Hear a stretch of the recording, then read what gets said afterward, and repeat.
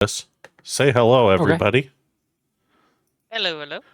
We've been doing a little bit of troubleshooting behind the scenes. We're running a little bit behind today, but it's all going to be good soon. I realized that when I set up the two new scenes, like what I'm currently debuting right now, I forgot to change the color of the chat so that it actually shows up over the map. So. Go for a white. It's usually good. I went with the same yellow we're using for our names to keep a consistent theme. That works too. Yeah. I like it. Chip. I helped with that. Yes, Fox was a big help today. Mostly just telling Booty what to do and annoying him. It's great. Sometimes I need to be told what to do. You always gotta make it weird, don't you, buddy? Yep.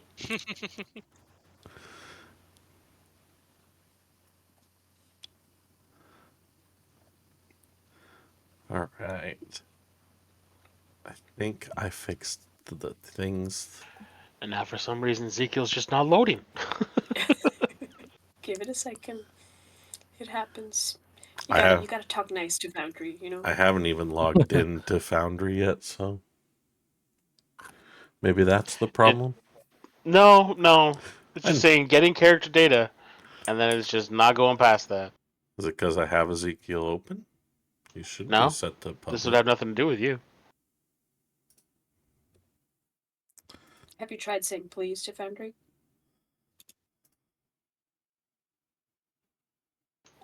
I've tried please before, and it just Begging always works, people. Begging always works. He is set when it comes to technology. He is set to public, so. Yeah, no. It's just not freaking going. Maybe you just need to reload again. Maybe I just need to cheat. I think the only thing that changed for me was the vicious dagger. And weren't you? Who was gonna get the stone? Which you already have the vicious dagger in Foundry. Yeah. Then I'm fine. Was gonna get the stone. No, Cardinal was. Yeah, Cardinal's getting the stone. Oh, Gem was singing. I was thinking. And then the gem is going to Elthera.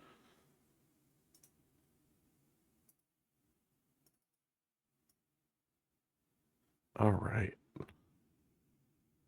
Things are less broken for me now. Yeah, so you shouldn't have... If I already have my dagger, then as long as it's set as my pact weapon. That's all I need.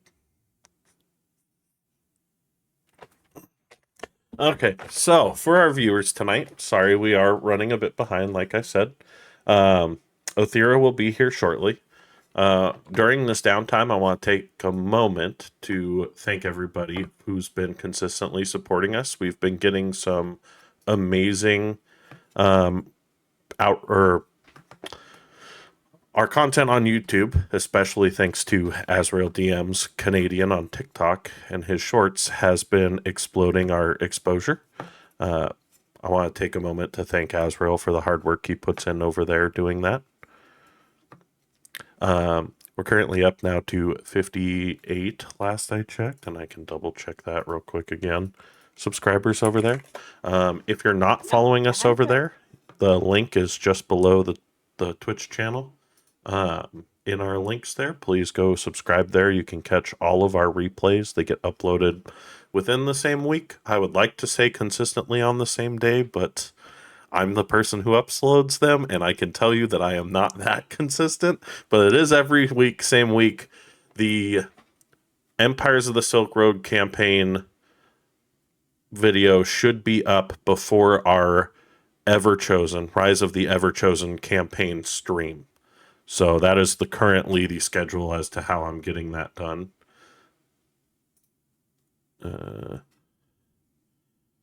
Yeah, currently at 58 subscribers. We've had 82,000 views in the last 28 days. We're doing good over there. If you enjoy our content, please share our Twitch channel with all your friends. Our current goal, we need to get to 50 followers. That is our current goal so that we can reach our affiliate status. So please, if you are watching and you haven't, make sure that you follow our channel.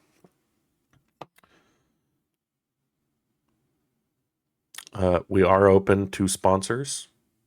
If you want to sponsor us, please reach out through the email, which I do not know if I actually linked below. So It's a good time to check. reach out to us through our Discord. If you want to sponsor us, reach out to us through our Discord. That's another shameless plug. If you haven't joined our Discord community, there is a button down below. Just click the image that says Discord, and it'll give you an invite to our server. I made sure today that it is set to a permanent invite, so that will work in perpetuity.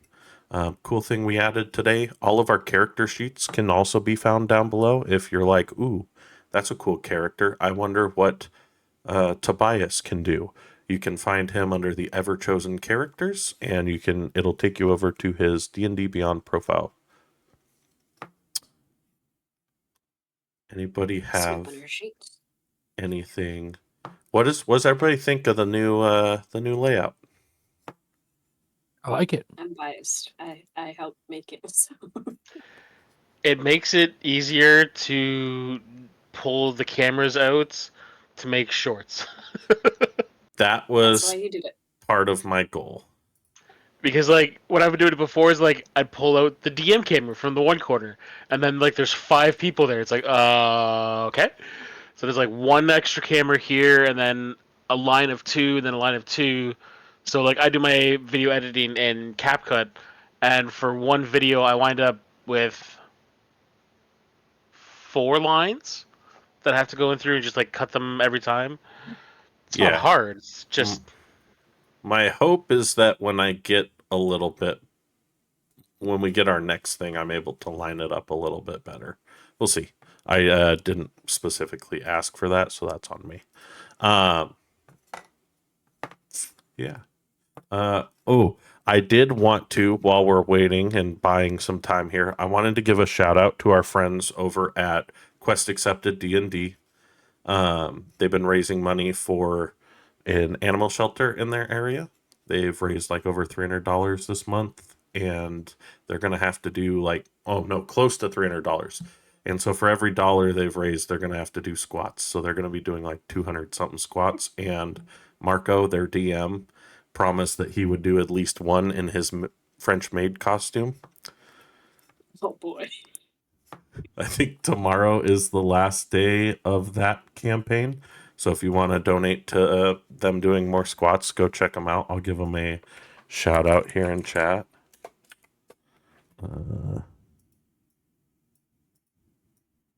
Germany Crickets.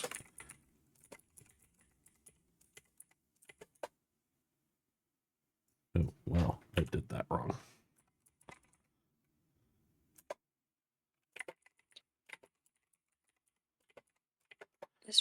Should we do a recap?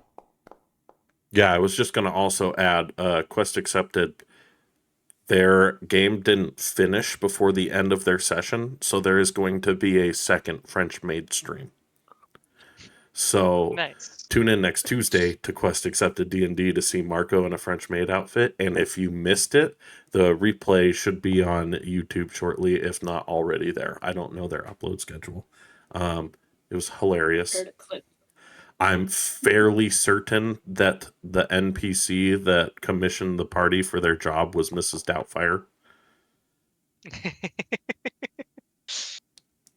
So yeah, check it out. It was hilarious. I was watching all day yesterday. Anybody want to do a recap? Go for it. yeah, fire away. Well, I wouldn't mind. We didn't do a lot last session. It was mostly RP. We started off back on the ship where Ezekiel decided to pull out a card from the deck of many things, and He Many managed more. to Many more. deck of many more things, and he managed to improve his dexterity by 2, so that was a good one.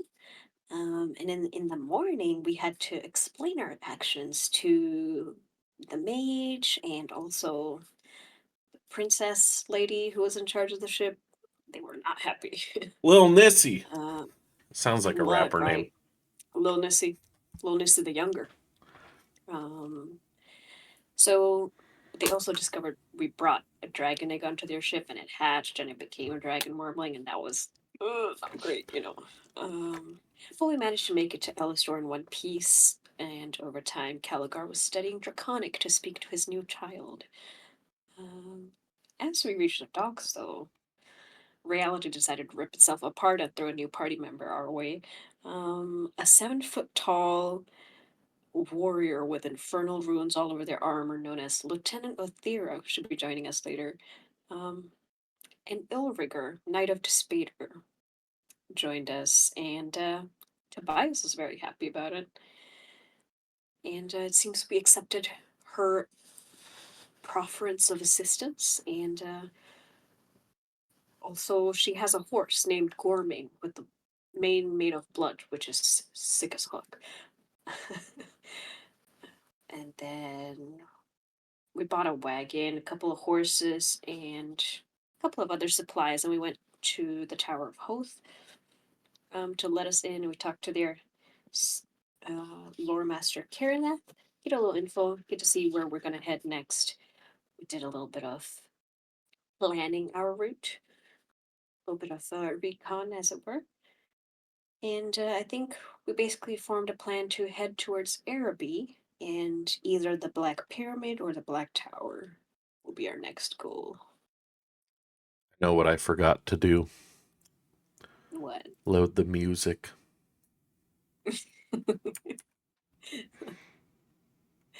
Bravo. I'm like, there's Look what something happens. missing in my ear. Well, that just leaves us with the entire group deciding to split ways and do a little downtime in Althalan. So we'll see how that goes. We left Seek unsupervised. Oh god. I'm so excited, but I need to go last. I am so excited too. I'm stressed. I am very stressed. I could probably match Othera's energy from last session, waiting to introduce her character.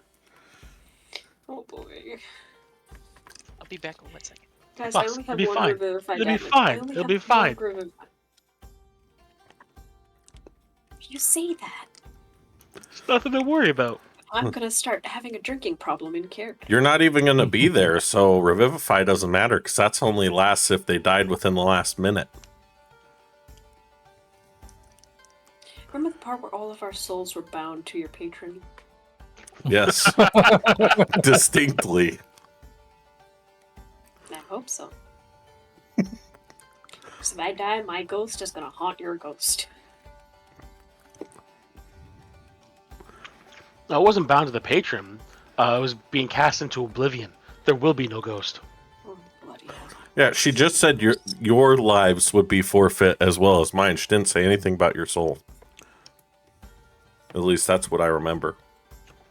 No, she said souls. But it was, yeah. Oh, well. It was Say, souls. Well, Your souls are forfeit. I was trying to look on the bright side. I guess there isn't one. So That's wait, just Hellfire. to get it right, Cardinal went with Tobias to the priests, right? Yeah. to And the then Isle of the Dead. Othera went with Caligar to the dragons. Yeah, to Calidor. Nice. And Ezekiel went to the road of ill intentions. Nice. Good intentions. Good intentions.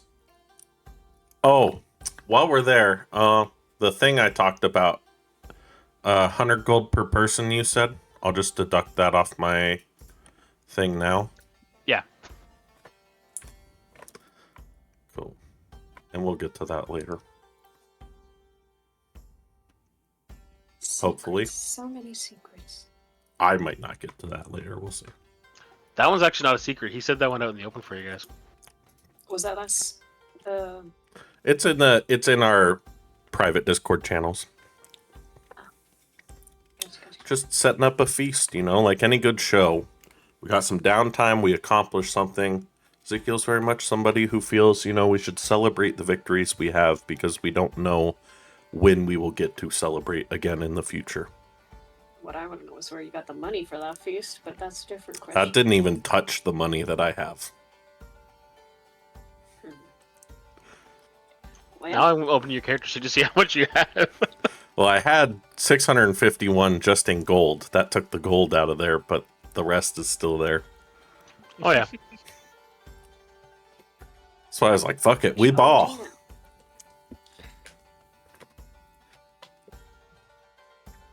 Should I resize that? No, I think it's good where it is. Alrighty. Hello. Hello. Oh, right on time. We haven't even started. Oh no. Hello, hello. I mean, we're live. They can hear you, but we haven't actually started the session. So Nice. Then I'm not doing too bad. I just have to get my video going. we did do the recap.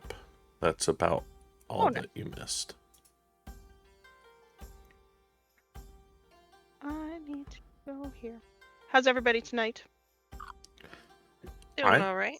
I am good. He's way too excited. I'm excited to see what he's doing. I have bad ideas and I have good ideas, and I think this was an amazing idea.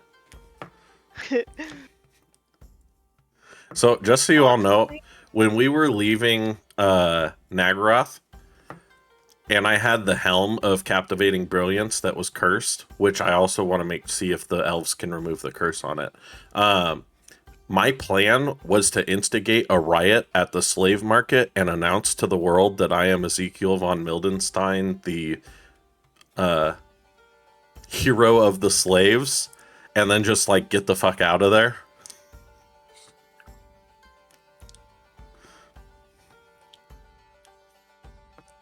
Just to give the slaves some hope and stir up some shit. Blood pressure rising. That Never was going back to it was going to be an attempted prison break, and if it failed, I was just going to let the slaves die because it would affect the Naggarothian economy. And then I forgot about doing it, and Donnie told me after the session that he was glad I did because he didn't have anything prepared, even though we talked about it. Jax, didn't you tell me about that like mid-session? No, well, I messaged you about it during the week, like, oh my god, I have an idea, and you were like, this is amazing and dumb, and I was like, I know, but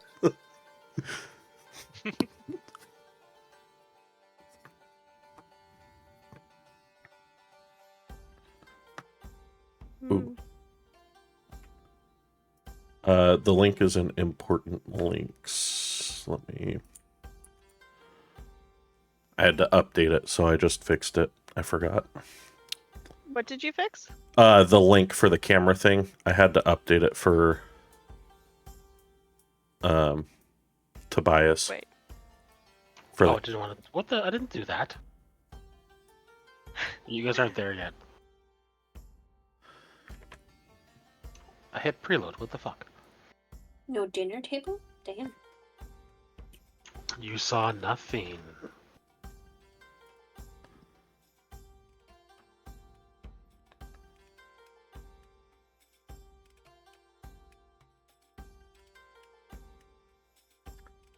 Wait.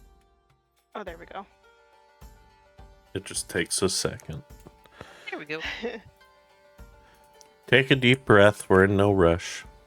No, I know. It's just it was not wanting to work for me properly, and I had no idea why. Like, it's just weird. Woo. All right, we are all here. We are all our cameras are imported, Mr. DM. I just load Foundry. Okay. Well, let's switch over to the map. Alright, so if I got this right, Tobias and Cardinal went to the Island of the Dead. Yes.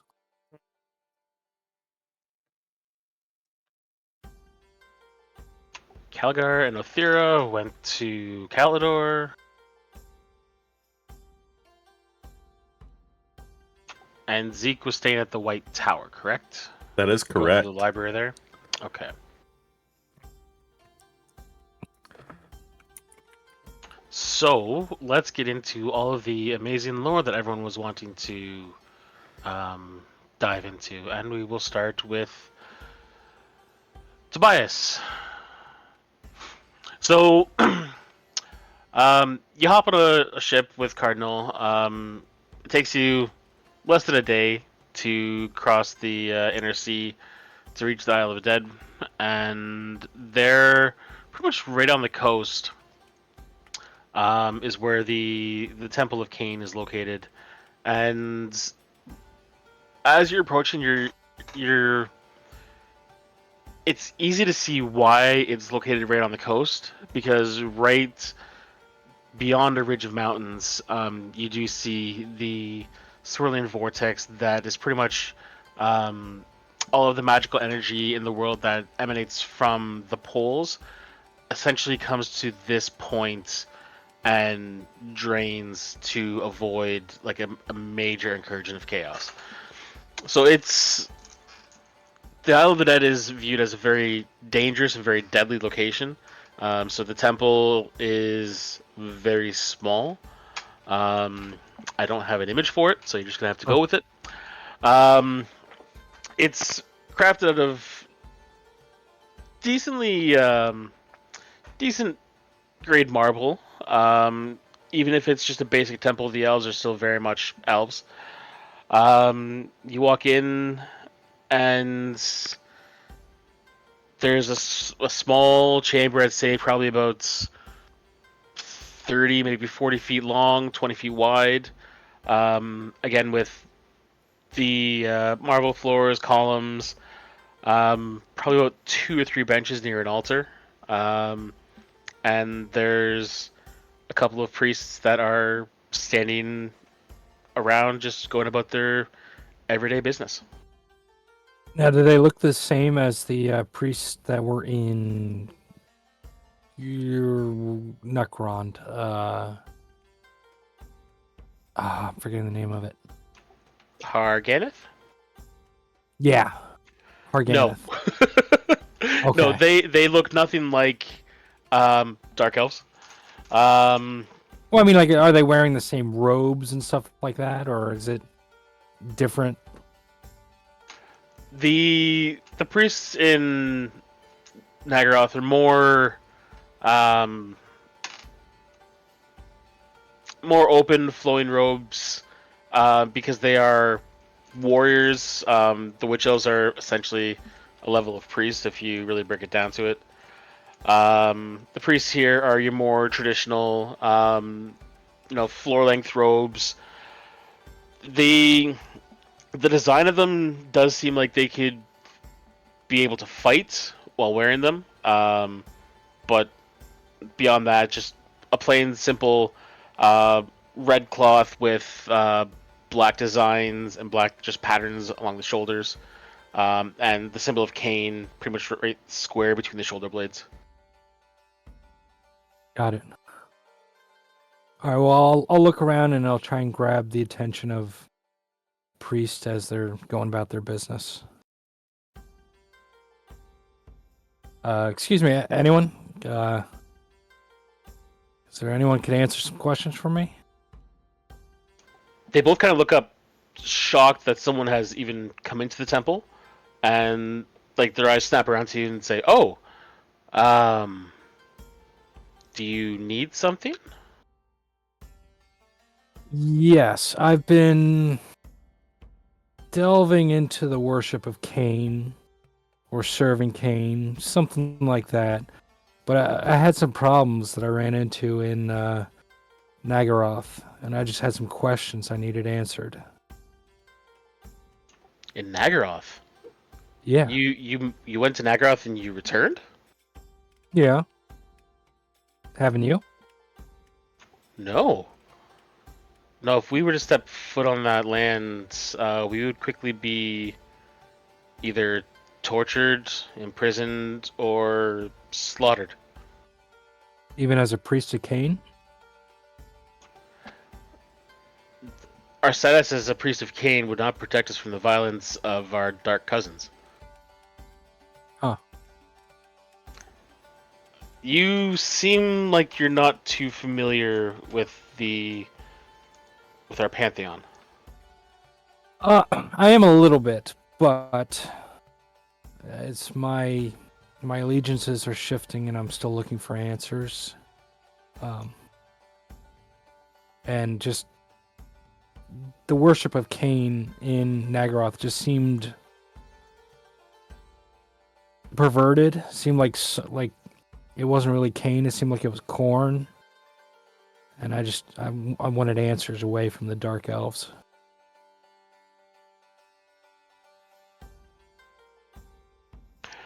I understand where you're coming from. The worship of Cain in Naggaroth is not perverted. It is pure. Cain has always been worshipped by elves from before the Sundering. It's just when Malekith splits and took his followers to Naggaroth, they went from a balanced worship of the gods to primarily focused on Cain as they became much more militant. They became militant because Malekith's desire is conquest. He's attacked Ulthuan countless times in an attempt to reclaim the throne of the Phoenix King. I understand that. The problem is their rituals just seem to be into something corn would do. You understand? Like the what was that? The yearly ritual of blood we ran into while we were there. Where they literally massacre people and collect their blood. That doesn't seem like murder, you know? That's Again, that is the worship coming down to its purest form. Something that is not known by many is the full name of Cain. It's not just Cain, it's Kayla Mensha Cain. Kayla Mensha, if you're not familiar with, actually you would know since you are Elvish. Cardinal wouldn't know this, so they kind of explain for your benefit. Kayla Mensha means the bloody-handed. So Kayla Mensha Cain is the bloody-handed god of murder. Often depicted as sword in the right hand and the left hand is drenched in blood that is constantly dripping. And the belief that the rituals are more cornate is not something that's new. That has been brought up before. There are those that believe Cain is simply a facet of corn. The way we look at it is they are closest would be cousins in their essence. Corn is the blood god in the sense that blood is drawn in battle from rage and fury. Cain is the bloody-handed in the sense that murder is intimate, it is personal, it is calculated. yes, I understand that, but I'm saying the slaughter of people in the streets isn't personal or calculated at all. And that's what's throwing me.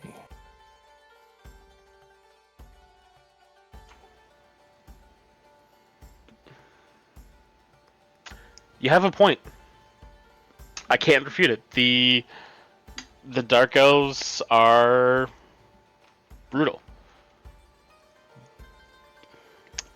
If they were cornate, there would be more rage. I have not experienced the Night of Blood myself. As I said, if I were to go there, I would be killed fairly quickly. But mass murder is still murder. Thousands being slaughtered and given as sacrifices to Cain is still murder. There's no rage behind it. There's no fury. It is a calculated event on a grand scale.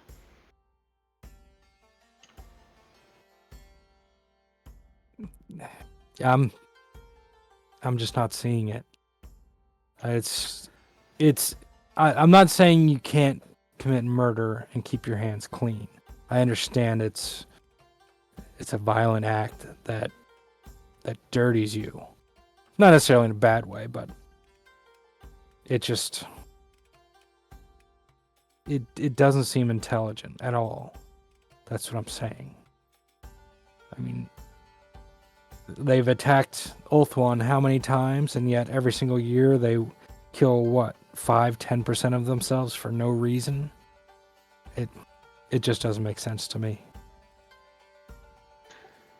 No one ever said that our cousins were logical.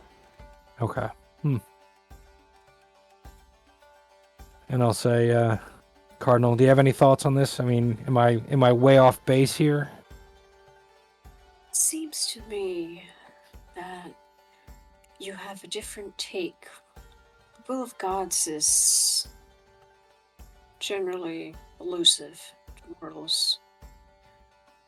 I think they have one interpretation, and you might have a certain different take. Yours might be more refined, more educated, more long-term, whereas theirs might be simplistic. It seems And that's different not ways of far looking at the off. same thing. That's not far off either. Cain is known as having multiple aspects, called the Thousand Faces of Cain. He's known as the Executioner, the Manticore, the Scorpion, Wounded Warrior, Deathbringer, Iron Panther. There's thousands of ways you can worship Cain.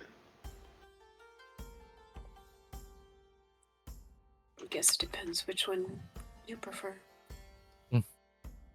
Interesting. Those are good thoughts. Is there anywhere I could? Is there anywhere special I can meditate and pray to Cain? They gesture at the room around you. The room. Okay.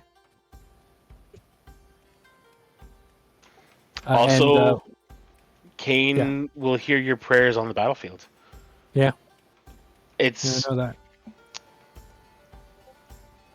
the worship of Cain is heavily. It's the main worship in Naggaroth. Cain is still worshipped here. Before any battle that an Elvish warrior goes into, they pray to Cain.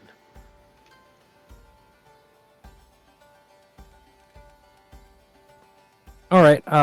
Well, if you'll give me a while, I'd like to meditate on this. Cardinal, you can join me or not.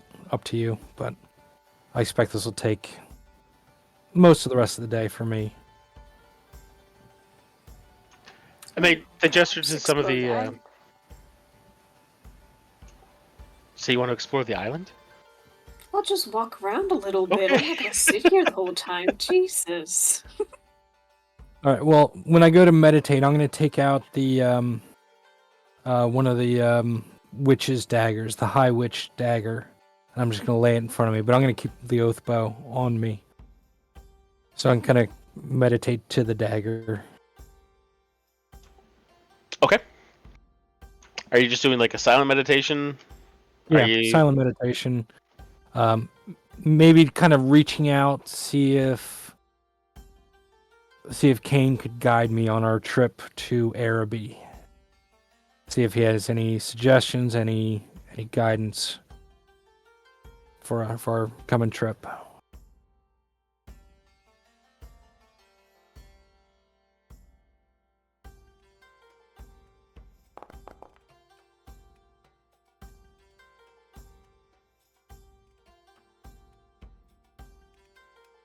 So as you sit in meditation, you feel a connection. You feel like there's a source of Kane's presence nearby, but it's more just like that you're in a place of his worship. You don't really feel much beyond that, but you have had connection with him before, so I'd say you're comfortable in knowing that as your journey goes on, if you wish to seek his blessing, you may receive it in kind. Got it.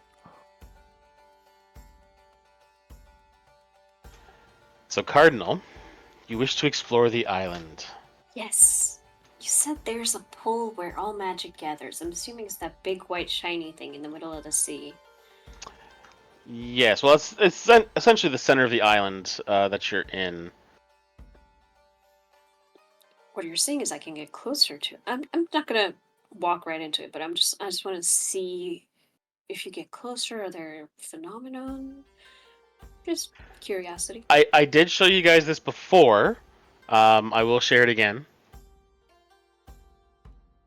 My brain is like Swiss cheese. Oh right. That's what the center of the island looks like. Sick. That is so cool. It's like the vortex that you Ooh. see is pulling in pure magical essence. Walk right up to it and touch it. Don't tempt me. Don't tempt me. In another I poke character, him I with a would. stick. I I'll would. just observe from a distance. Maybe the people, maybe the island.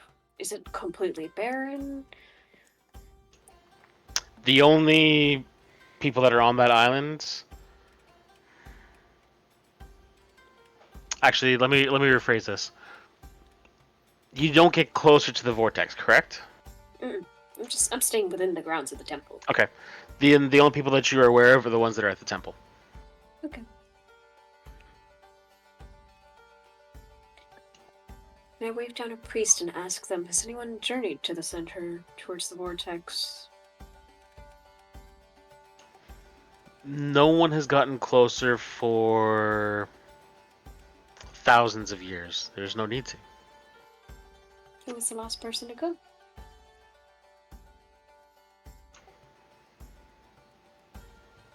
I'm asking you so many questions. Yeah.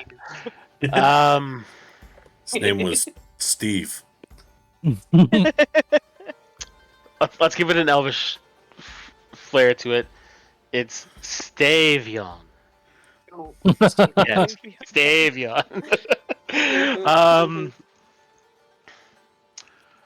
The last person Quick, write to it down. go It's important. was the ones who bound the vortex. You look perplexed. I'm a bit confused. There's a slight glint in his eye. And he's like, holds his hand up to you and says, "Follow me." And he leads you towards like up a ridge that overlooks the vortex, and you get a much better sense of like the power and energy that's flowing into this. But as you're looking down to the focal point, you do notice there's about 15 to 20 individuals standing in a circle, and they seem to be frozen in time. Are those the people who bound the vortex? They're petrified. They're not petrified. They are eternal.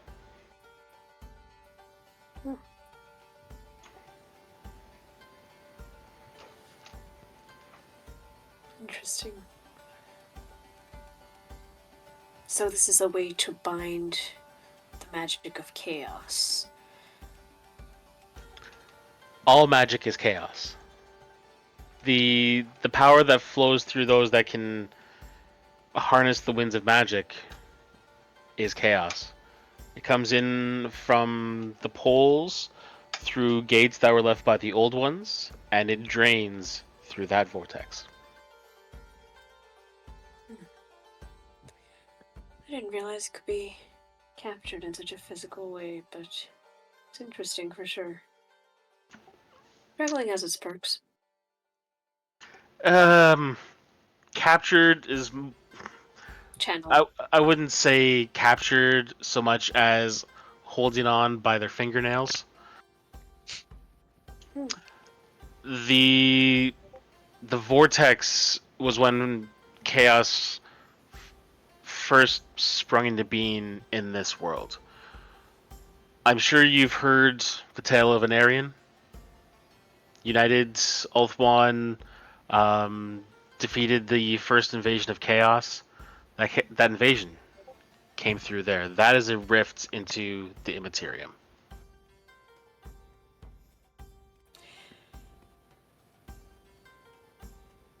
Interesting. I've learned things. Thank you. I have many questions. There are a few that leave here with more answers than questions. Well, that could be said of any place. It's the joys of religion.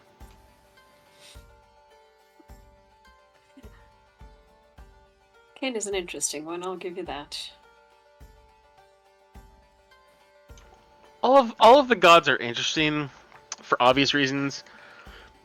Cain is my favorite. I'm a little biased.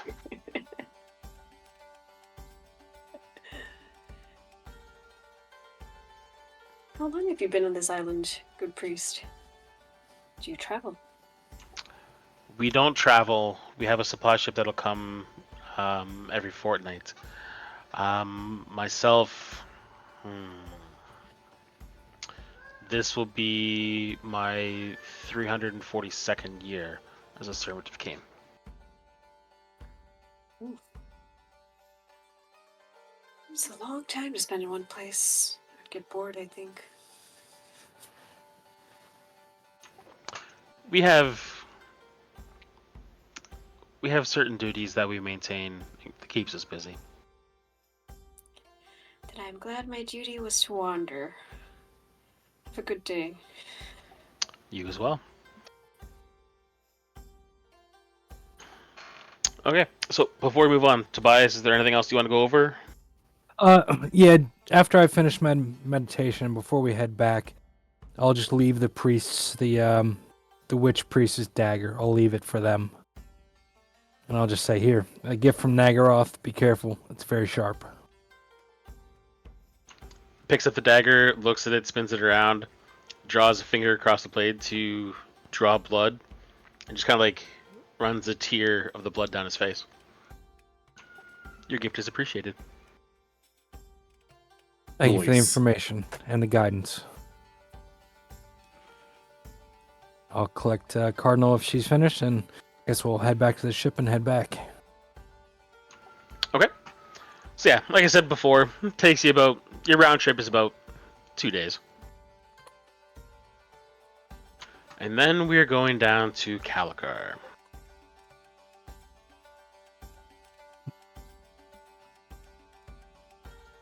So you were teleported to Calador. So And- Caligar is very reluctant about the entire situation. Well, and I'm going with him too. Yes. Yeah. Yeah. Me Yeah. and Othera are going. Yeah. So yeah, having somebody casting magic directly on me. Having to do anything with the elves is just not been a great day for him. Yeah, it sounds about right. Okay. So I'm gonna throw a dart on the map and say that you appear in the keep of Summersong. Okay. Right there. Just because. Why not? And as the energy dissipates from the teleportation, you look around and there are 2 armored elves that are standing more as obviously as guards, and a third steps forward in more ornate robes, introduces himself as Tabor.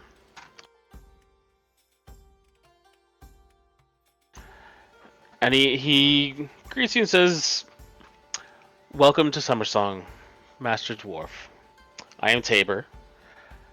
The White Tower advised us that you were coming, and that you were searching for information on the raising of newly hatched dragons. Yeah, because I'll have Florley with me the entire time. Like, she's not leaving my side during all of this. So as we Mhm. get teleported through, it'd be the three of us. Just for clarification. I kind of figured. So he gestures over to a table, really just off to the side there, for everyone to sit around. Um, and as you all sit down, he takes a moment to make sure that he's the last to sit. Giving the guests the time to sit down first, and says, "What information in particular are you looking for?" Oh, he'll gesture over to Forley and just raising a dragon is not my expertise, and this was thrust upon me in a sudden fashion. So I need information on how to do it correctly. What if there's anything specific for what not to do, for how to make sure that she's safe, and if you have any way or any books or something that to teach me Draconic so I can actually speak to her, that would also be appreciated.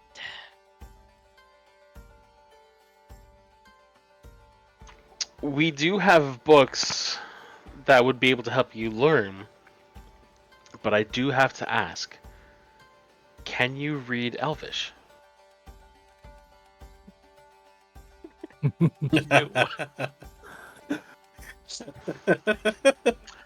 They might prove challenging for you. I need You're to just learn not getting Elvish anywhere. so I can learn Draconic, which is very unhelpful.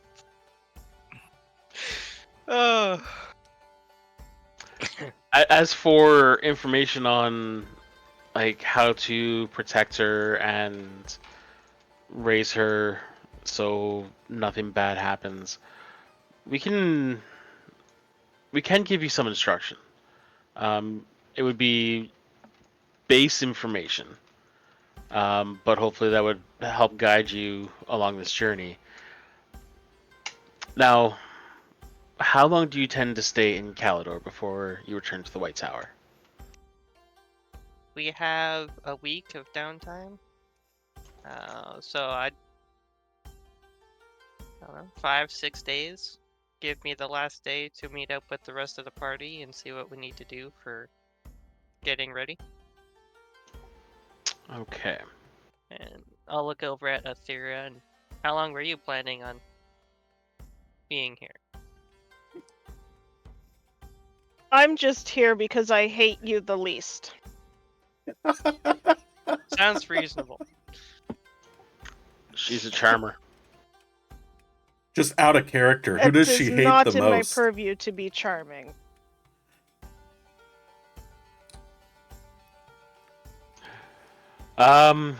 Okay, so they take you in, and during the time there, they do help to an extent of learning Draconic.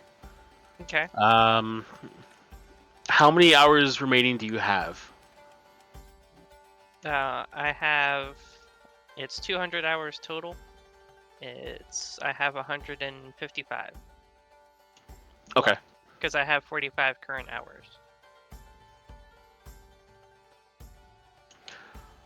I'd say with the specialized techniques they have, while still giving you the information that you're looking for, they do take time to give you proper instruction, as opposed to just trying to have a conversation with someone that's not used to teaching, aka Zeke. What's that supposed to mean? Have you ever taught someone how to speak a language from scratch? That's what I thought. So let's say during the week, like you get the information and the tutelage, it'll drop you down to having 115 hours left. Okay. Another 40 hours. Yeah, so effectively you get like a week's worth of training done in like a day and a half. As for the actual information, what did I get here? So, when it comes to things they believe you need to know for raising a wormling, bonding and imprinting.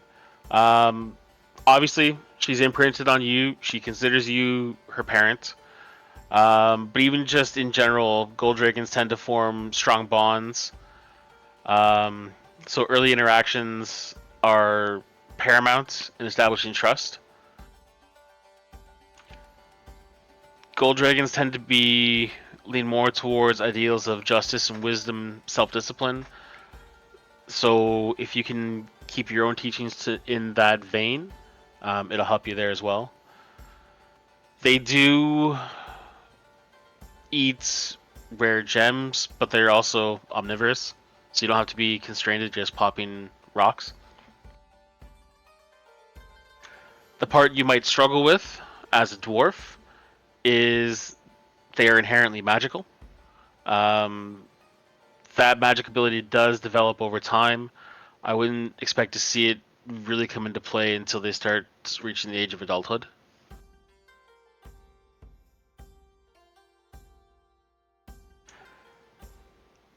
If not properly guided, they do tend to lean towards becoming arrogant and reckless.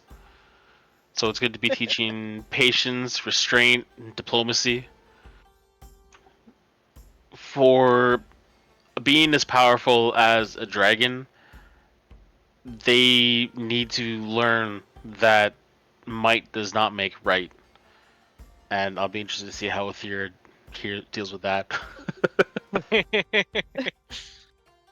I am going to try and corrupt the little wormling. Layers and environments. Gold dragons tend to prefer warm climates, often near volcanoes or vast lakes. If it gets to a point where she's looking for a home of her own, someplace that's expansive, that offers room to fly and develop strength.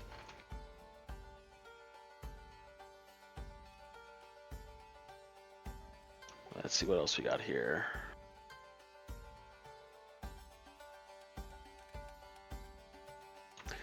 Now, during your week with them, they do raise a question, and they want to know how she came to be in your, I don't want to say possession, but Yeah, how she became part of the group, or how Yeah. this came about. how she came to be with you.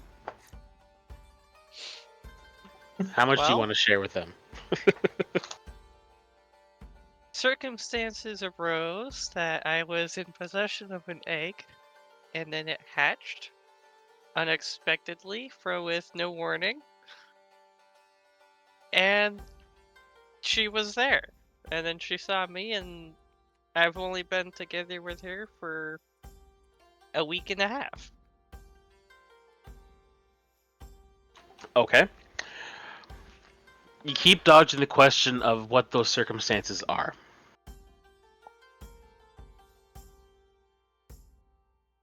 Well, it's not like it's okay. I'll pull out my deck, and just I'm leaving it closed. I'm not showing them the cards. Nobody is gonna go, oh, hey, you want to pull one of these? They see the deck and they Yeah, raise an eyebrow and going look at you to. like, is that what I think it is? That depends on what you think it is. Let's just say a deck of tarot cards that have the capacity of changing reality. Sounds about right. And you drew from that deck. Seems like it's going to be fun. Yes, and yes. I And- was on. It was on our way here. I had a dream.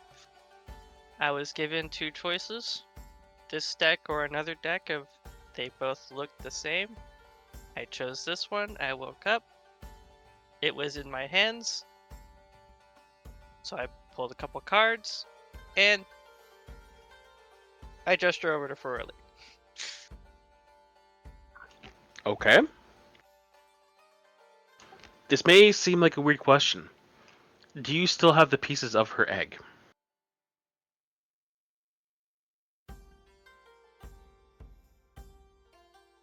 I don't know. I didn't specifically say that I like picked them up or anything. We just kind of she hatched and my mind broke during that session. I didn't think about keeping the. Did somebody say they wanted to keep any bits of the egg? I know I don't we think it talked came up. about it. I don't I think it came up. Yeah, I think that we Can we mentioned flash like that? what color it was. Can we flashback? Coin flip. Yeah. Roll. Roll Make a dice. roll. Roll a d20. If you roll high, you kept it. If you roll low, you didn't.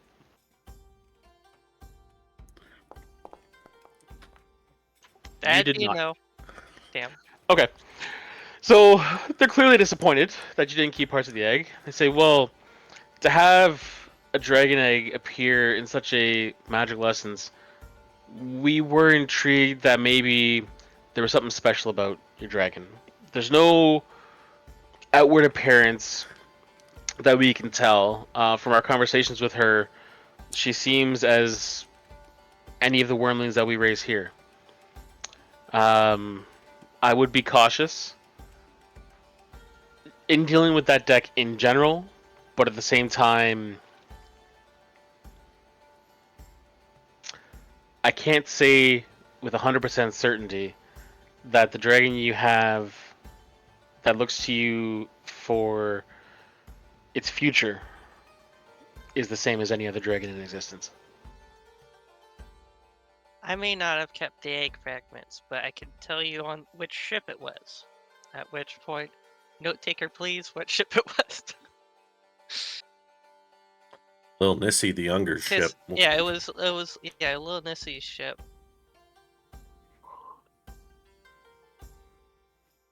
Yeah. So I'll just tell him that. And it was, you literally just left pieces of an egg on a random ship. He's a dwarf. Why- Don't be messy. I was distracted by the dragon. I just don't understand what is wrong with you people. I'll have to see if I can get in touch with her and get those the eggshell. We But it can was- reach out to the captain.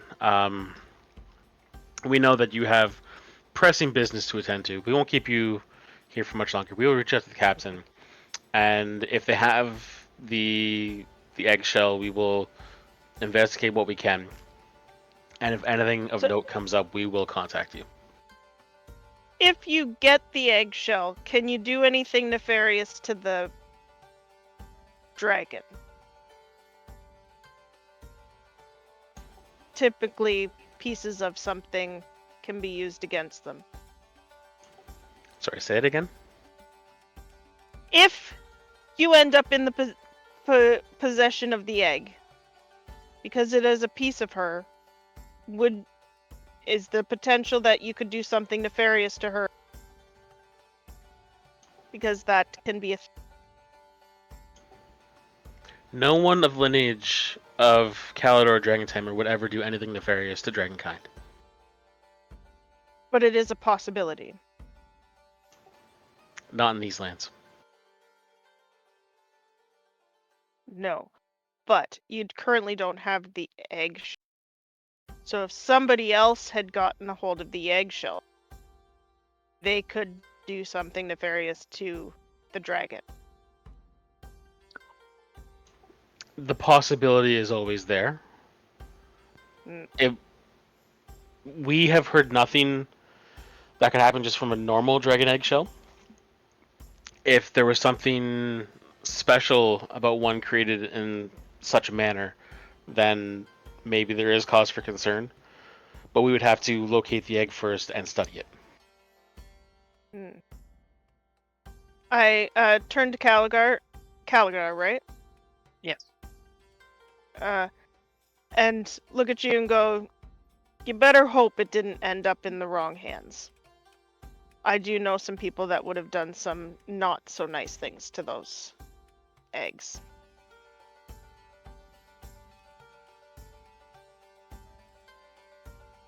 We'll have to find out. Like I said, I was unprepared and distracted. My journey It's a good on learning an experience. and a journey on an Elgi ship does not usually entail arriving at the other side with a dragon. No. But Surprisingly, I it imagine does you learned happen on something from Caledonian this. ships.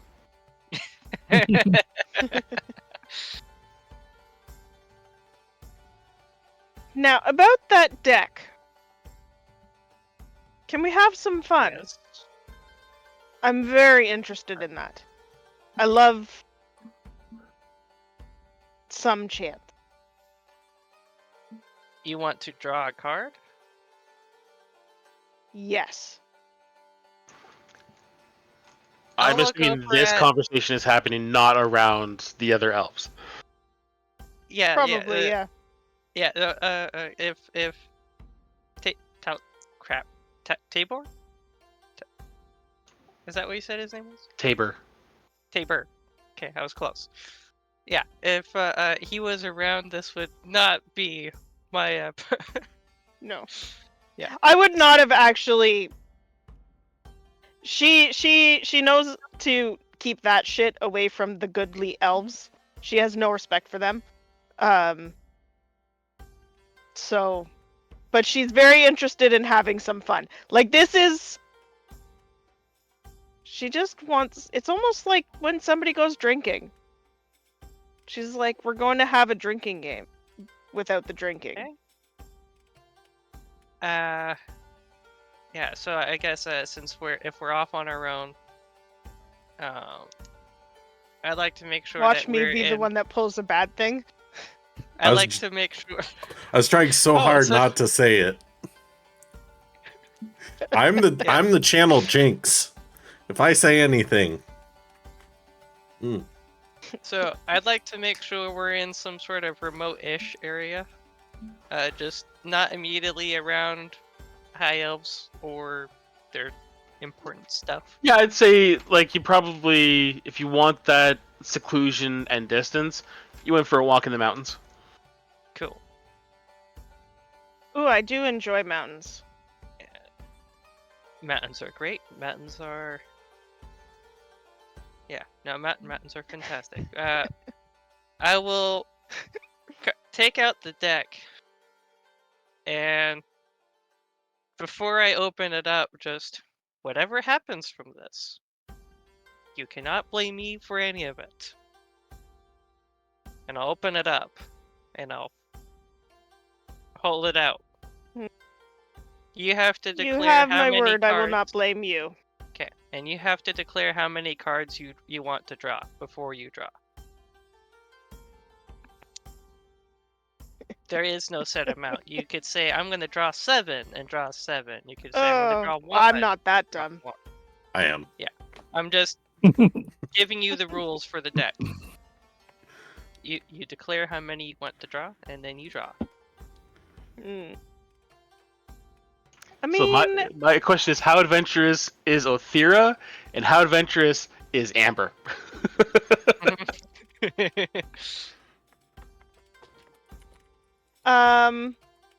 she thinks she's like the best thing since sliced. And she's got an 11 wisdom. So, should I roll for it? Roll a d4 or something? I just Maybe I'll roll Nope. a d6. Fox just put up a 5, so I'll roll a d6 and see what we get. Be like Grog. oh I draw 5. 4. Oh god. I draw 4? 4. And the theory Now, disappears in a that's- puff of I smoke. am gonna be I'm gonna be the gracious DM. Did you want that to be a D6 or a D3? D3 would cut that in half. I was thinking like 3. So, 3? what does Do you? everybody think? it's No, they're not there. This This is is a your- conversation you're having with Caligar. above the table. This is your gamble. Okay, Caligar. I pulled 3 from the deck without knowing what the deck was in the first place. Hmm. What's the worst that could happen? You don't Yeah. know. I don't specifically know. All I know is that I had a similar type of deck. It was not of this power. That it would grant me boons and also would also grant negative effects. And I'm assuming this is on the same lines. If it has the powers to birth Forley into existence, make me immune to lightning damage, and spontaneously create magical items, it has many negative things that could also happen, would be my assumption. Like I said, I pulled 3 cards when I didn't know what it was, because I didn't know what it was and I wanted to have some fun. And then I figured out what it was.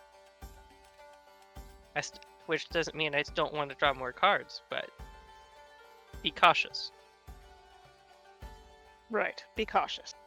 Well, if I draw 2 now, at a later date I could draw some more if I chose. The If, deck, of course, if you allowed. the If you deck will survive. never disappear. As soon as a card is drawn, it returns to the deck. I'll draw 2. Roll a d100. If it's above a 66, then you have to roll again. Roll again. 68. My God, roll again. 49.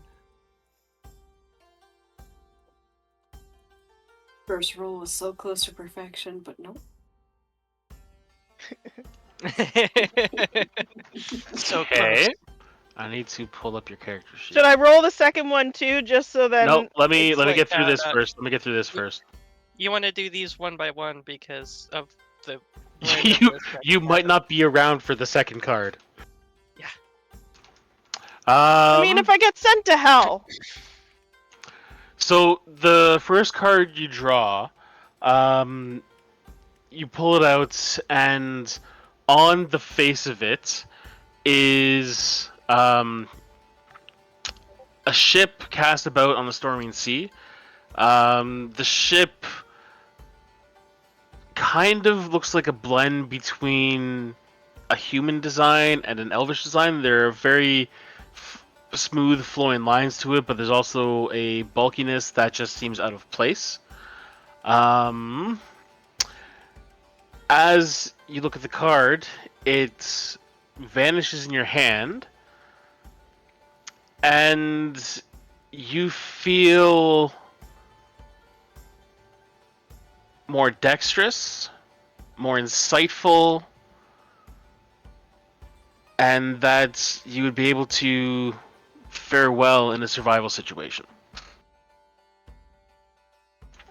Nice. So So what is that? You are now proficient in acrobatics, insight, and survival.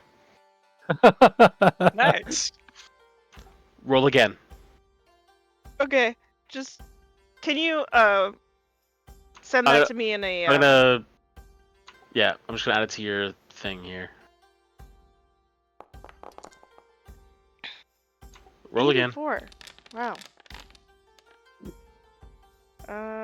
It's Rolling. below a 60. You have to roll below. Oh my Woman. god. Oh, 66. Yeah, 66 and under. There you Here go. we go. 52. Okay, 52.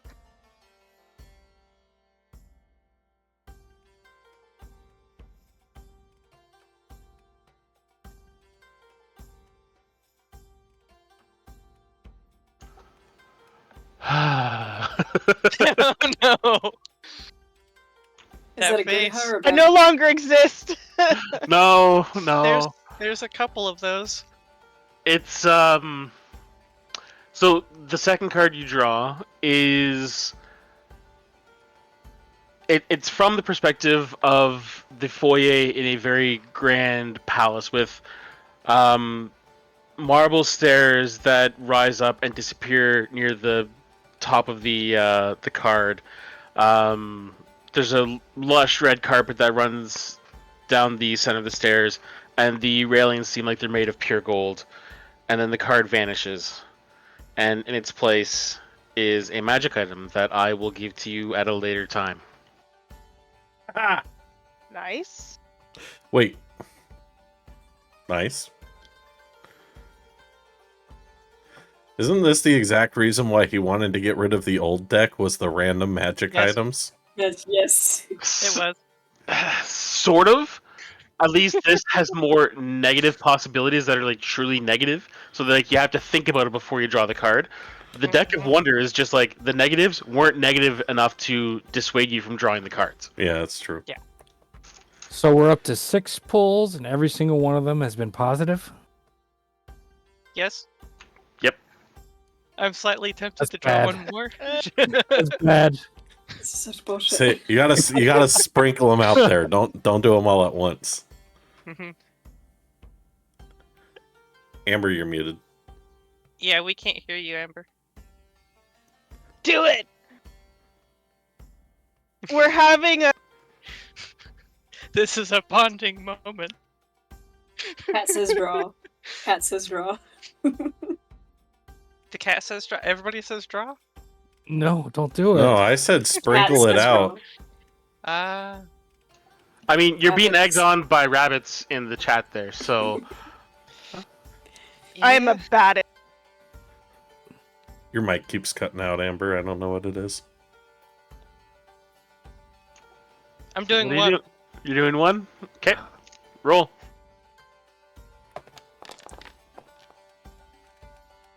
$60. Oh my god, my nerves are Yeah, you're playing with fire. Yes, but it's exciting. Broly's about to be an only child. An orphan. She's been around for a week and suddenly she's an orphan. So the card you draw, you're in. It's a darkly lit room, with torches set at 4 corners around a massive, ornately carved sarcophagus in the center. And again, the card disappears from your hand, and you get a feeling in the back of your mind that, let me just look up here.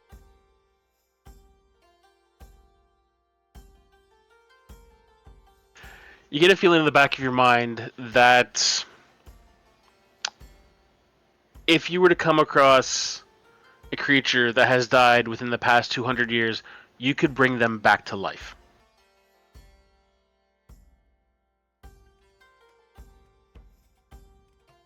Interesting. Okay. Is that one free casting a true resurrection? Within the next year, yes. Dang. The deck of only good things is bad. It's the deck of Tobias. Draw a card. Hey, you said you wanted the gods to help us out. Is this is helping? No. No.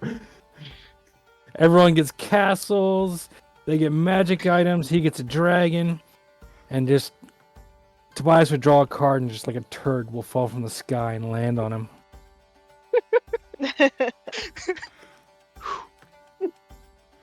So in Well, the at next least you're year, aware I of can your cast luck. True Resurrection.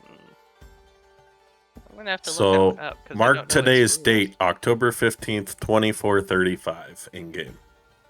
Just put a scroll of true resurrection on your sheet or something.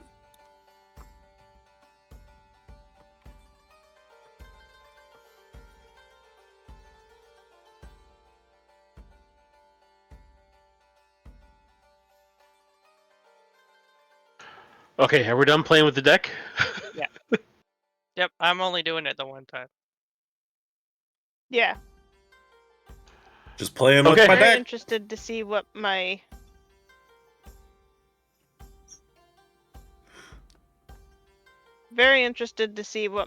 magic item is. Fox is mad at me. She's upset with me because I don't have a certain mod that would be easily able to look up things and add it into your system right now. Whereas I want to do it the old-fashioned and honest way. The answer is both. The answer is both. Yeah. Okay, so now we come to Ezekiel, and you are going through the library and you were looking for information. Yep, any information I can on the Queen of Air and Darkness, Fae, Warlock packs with Fae, and if that all fails me, then anything about Araby that I can. Was it just Araby, or were we looking for stuff on Zinch as well? Araby and Zinch, yeah. Okay. Roll an investigation for me. Oh god, grab my character. Where's my character? Attributes, investigation. Mm-hmm. I'm proficient in this. Not that proficient. Okay. Well, like you're going through the library, and you are getting help from the librarians in the tower because they know that again, as I said for Calgar, it's like you do have pressing business to get to. You're trying to find as much as you can, as quick as you can. So you said when you messaged me, you said like the last day or two to look for the Araby stuff. So Yeah. let's say the first several days while you're looking for like the Warlock packs and stuff like that. The stuff you find is very close to what you know just from personal experience. Like packs, there's a list of known patrons. You got the Archfey, Fiends, Great Old Ones, Celestial Beings. The Queen of Air and Darkness would be listed as one of the more dangerous of the Archfey. Oh, good. The cost of power.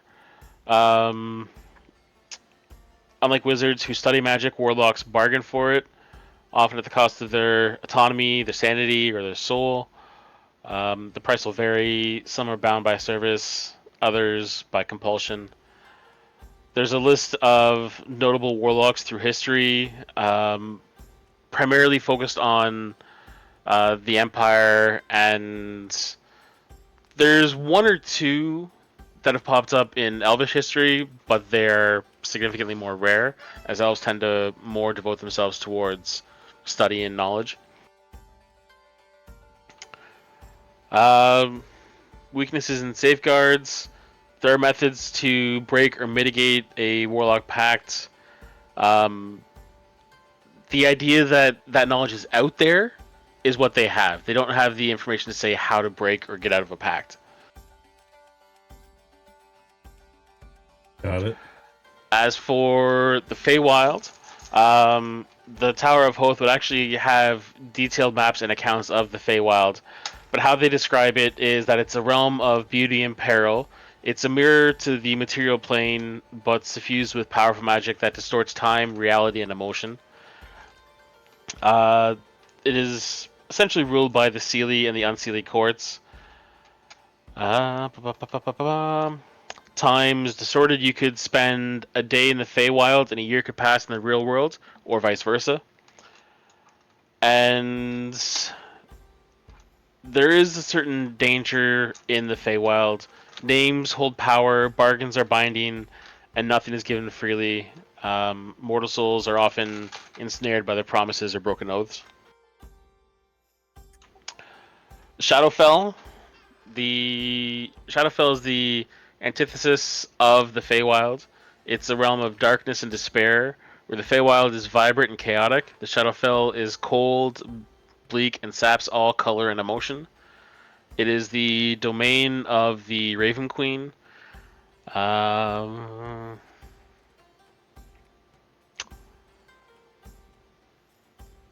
Prolonged exposure drains vitality, making travelers apathetic or emotionless. It can also twist mortals into shades and specters or shadow-drenched horrors. Shadow crossings exist where tragedy, death, or sorrow are strong. And then you're looking for the Queen of Air and Darkness. So there's some conflicting information on the Queen, but things that are widely accepted is that she was once a noble in the Sealy court, but she was corrupted by a dark artifact. It was a shard of the purest void that's said to be older than creation itself. She tempts mortals with power, but she's often choosing the broken, the desperate, and those who have nothing left to lose. Her gifts come with hidden costs and often lead to slow ruin. Most elves tend to believe that she is a cautionary tale, a warning of what happens when an elf is consumed by darkness and vengeance. The Druchi, however, have different perspectives on her power.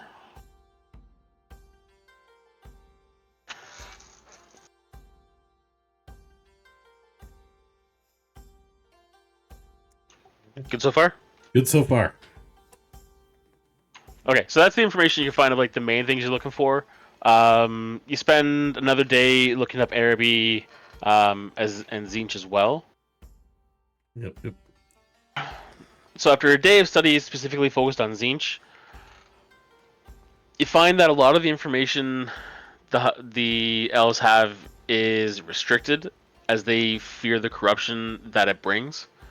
What you are able to find is that Zinch is the god of change, sorcery, and fate, embodying both knowledge and deception. Unlike Korn's direct brutality or Nurgle's slow decay, Zinch's influence is insidious. He's more for corrupting scholars, rulers, even the most devout minds. His worshippers will often believe they are uncovering secrets for their own benefit, but every revelation serves one of Zinch's schemes.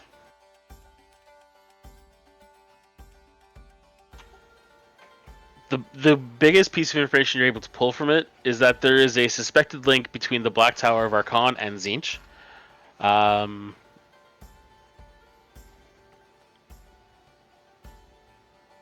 There are some that believe that Zinch is vehemently opposed to necromantic powers. Interesting. And then you get into Araby. So Araby is not a single empire. It's a collection of sultanates, caliphates, and city-states.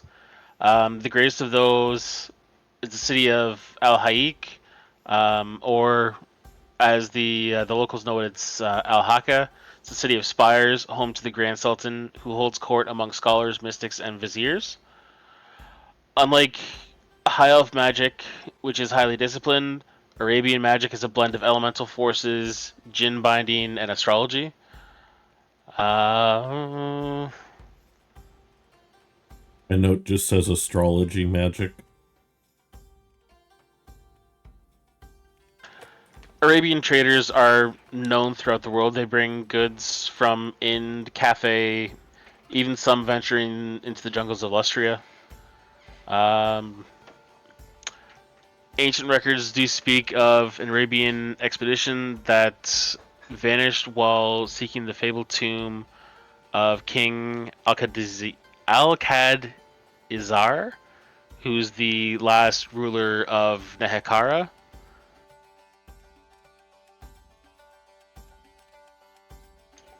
And that is pretty much the gist of what you're able to pull up with that. All right. Thank you. I got some good notes there. There is something I want to do at the end of the first day. Get the fire extinguishers. Okay. I'm gonna sit down with a nice cup of tea. I'll pull out some parchment and an envelope. I'm gonna write a letter. When I'm done writing it, I'm going to summon Toot Toot and hand him an envelope with the letter. And say, "Hey, Toot Toot, I have a very important task for you. Okay, what is it? I need you to take this letter to the Queen, deliver it as quickly as you can, and nobody reads it but her." He stops and just stares at you for a second and goes, why do I have a feeling you're doing something incredibly stupid? I think this is incredibly reasonable. Do you have any? No questions, just get it done. And I'm going to hand him the letter. He takes it and goes, if you insist, and just vanishes. All right. Now, for our Twitch viewers, the letter reads. No. Oh. Hold on to that. Oh. Okay. Other than that, I'll just set up the feast for my friends. 100 gold per person worth of food and wine and tea for me. Okay. So, Cardinal and Tobias, you arrive back in Elistor 2 days after you left. It's another day and a half for you to get back to the tower. So you're mostly just spending your time in the tower, relaxing, doing... If Sorry. possible, I'd like to take that time to train with those elves that were working the great sword. I'd like to impress myself upon them and see if they can help train me with a great sword at all. With the remaining time. I know they looked down on me the last time we came through. Roll a persuasion and roll well. All right, I'm gonna do persuasion, and then I'm gonna do tactical mind, tactical shift, which is gonna be a big help. So that's a 13. So you come up to the sword masters that are going about their daily training, and you sell your heart and soul into the idea of being honored to even be present as they train. And they're too polite to laugh at you, but they politely decline and mention that the closest you will get to training with them is from across the courtyard, and you can watch, and hopefully you might pick up something. I'll do that. I'll use my longsword of warning and see if I can pick up anything. Just train and practice. Roll a perception for me.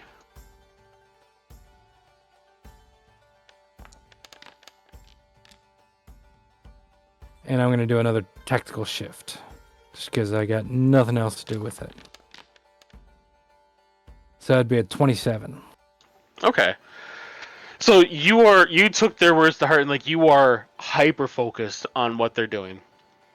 And there's a level of artistry that you've never seen in how someone's wielded a blade before.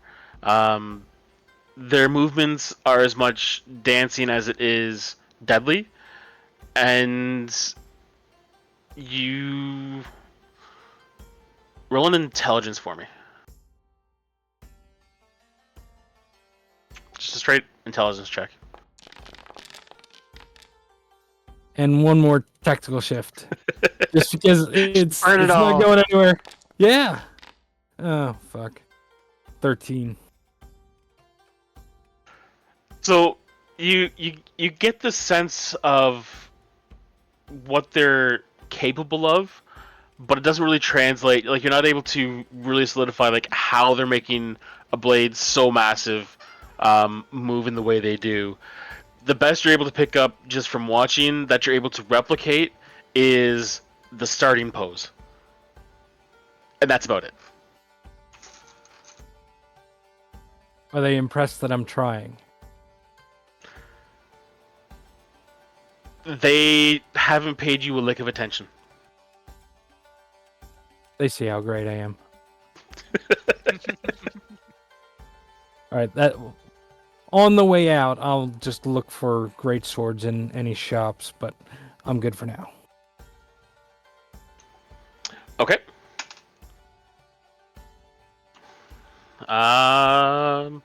And say about day 5, Calgar and Othira are teleported back to the tower. Ezekiel, do you want to spread the idea of this feast? You're muted, bud. Friends, I had a great idea. You know, we're about to go on another grand journey. I love you all so much. I figured, you know what? The least I could do to show you all how such great friends we are is to arrange a nice, fancy private dinner for us, a feast to celebrate our success in Naggaroth, to celebrate our new friend, Othira, and to celebrate the adventures to come. I'm so excited you're all here. Yeah, I want to roll an insight. Insight check. That's I'll just say, suspicious. What did that's he do? great, Ezekiel. Yeah, I love a great dinner. Did he get into trouble? Did he kill somebody? Did he set another fire? What is it? I want to know why he's so happy. Roll persuasion or deception, your choice, but do it privately.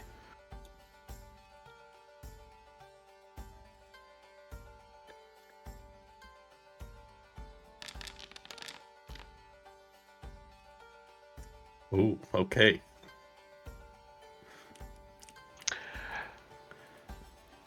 You get a sense, the two of you, that there's something he's not telling you.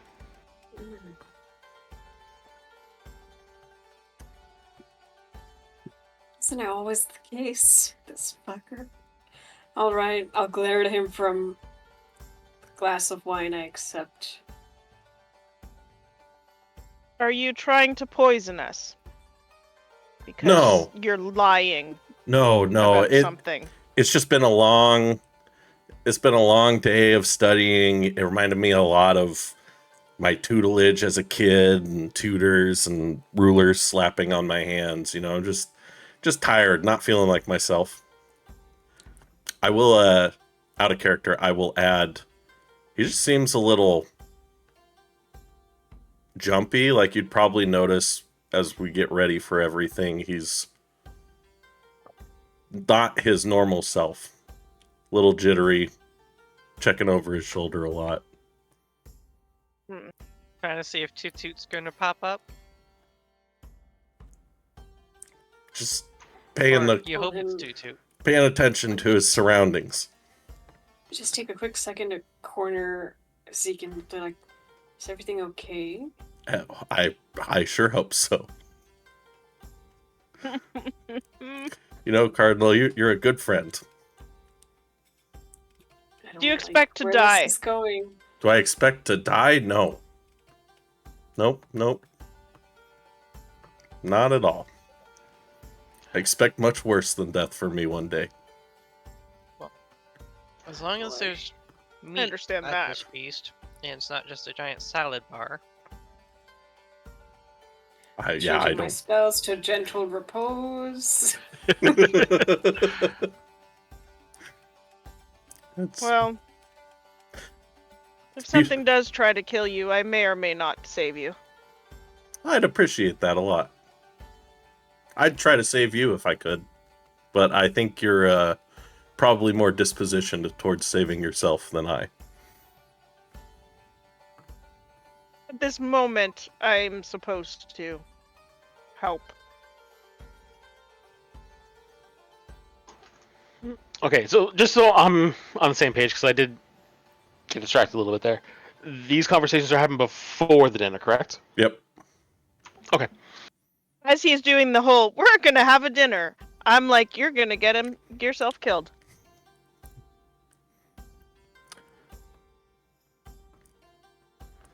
Yep. Everything's A-okay. Okay. And let's just go right up to that point. So That's pretty. that I'm sorry, AI is just fantastic. Yeah. agree. So Ezekiel's been working on this for quite some time, getting it planned out, and the tower is more than willing to accommodate. They bring you into a very lavish dining room, the center of which is the table you see before you. It is finely spun gold, and you can tell that it's being held up more from the magic that was woven into it than just the physical parameters. The chairs have that same like brilliant gold sheen to them, but as you inspect them, you can tell that these are the same chairs that were present in your audience with Karanath, that you know they will be the most comfortable seat you've ever held or ever sat in. The dinnerware is the plates are pearlescent. The silver is blindingly reflecting light from it. It is the most opulent table you have ever seen in your existence, as is befitting the elves, because they are fancy bitches. The technical term. And Zeke, you did invite Karanath to. Yes, I join you in invited the feast, yes. Karanath, and that's it. Because he's Okay. been the one coordinating everything for us. And is Karanath the lore master dude? Yes. That was like, what the fuck are you doing with this bitch? Yes. Yep. Okay. So, he joins you and sits essentially at the head of the table. And he has a little like smirk on his face as he looks at Calgar and says, "Don't worry, we're not pure vegetarians here. We do accommodate all of our guests." I'm And he just gonna snaps- cock an eyebrow and just be very expectant. I should hope so. Just having vegetables is not going to sustain this. So he snaps a finger and they start bringing out the first courses. There's wine and mead that's brought out. They bring out a plate of seafood tartlets, which is delicate shellfish and seaweed, and a light pastry. Spiced almonds and saffron honey bread, which is a nod actually to Cardinal. You recognize it as something that you would have had at home. Yeah. Oh, I'm trying to read I this get while very also excited. seeing cameras. And time goes on. You move into the main courses. You get a dragonfire roast venison, which is flame seared. A Caledonian specialty for the Goliath and for the dwarf. There's a seared whitefish with citrus and saffron, which is more a typical elven dish.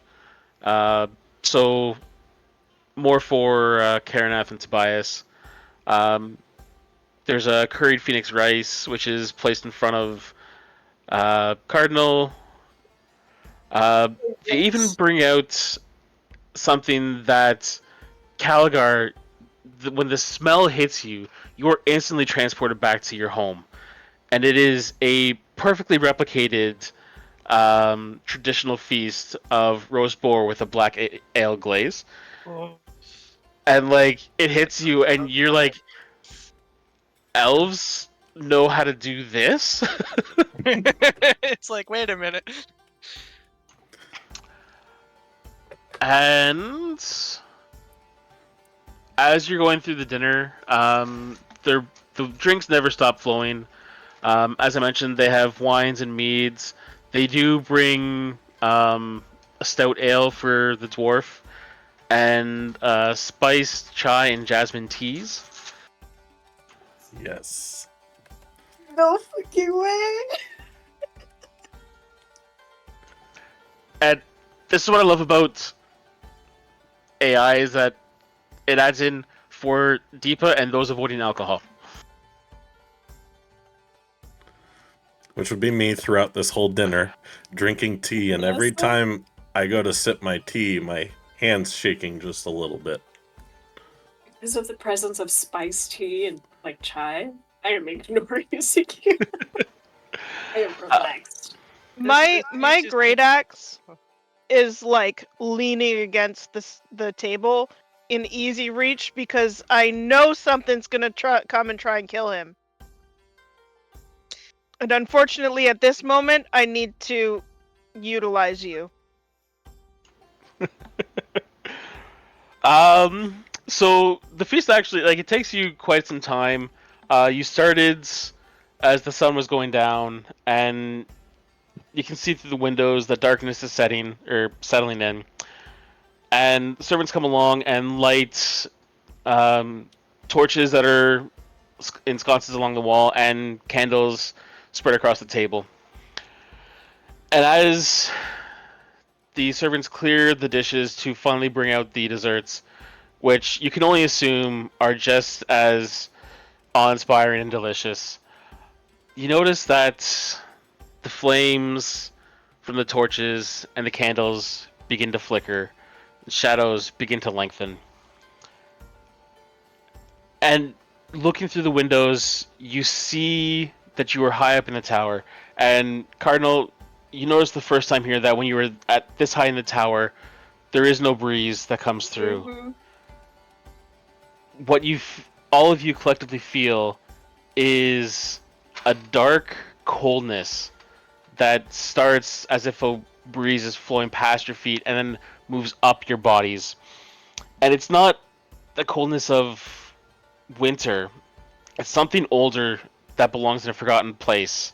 And it just saps the warmth from your bones. It's heavy with the weight of an unseen presence. And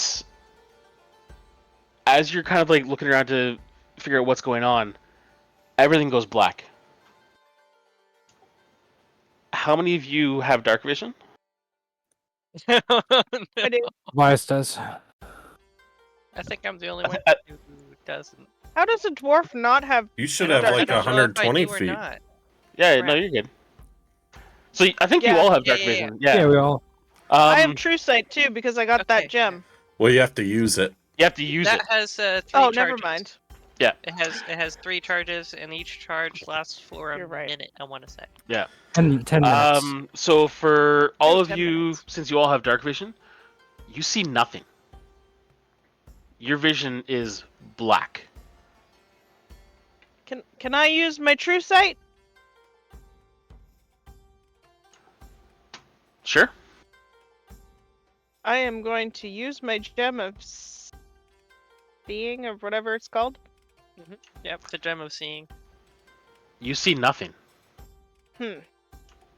Your vision is just as black with the gem as it was without it. I'm gonna Ezekiel, cast Aura of Life on myself. And try Aura and of find Life? somebody. Yeah, Or find Laura. somebody around me. Aura of Life. Are we still sitting in the chairs? You still feel like you're in the chairs. Okay, I'd like to reach around and try to find Furley in the dark, and just like keep a hand on her so I know where she is. There's just last thing you probably saw was just sheer terror on my face. Ezekiel, what have you brought upon us? before he's able to respond, your vision returns. And opposite where Karanath is standing is an elven woman with robes that are blacker than the void. Her skin is like a white alabaster, just reflecting a light that is not there.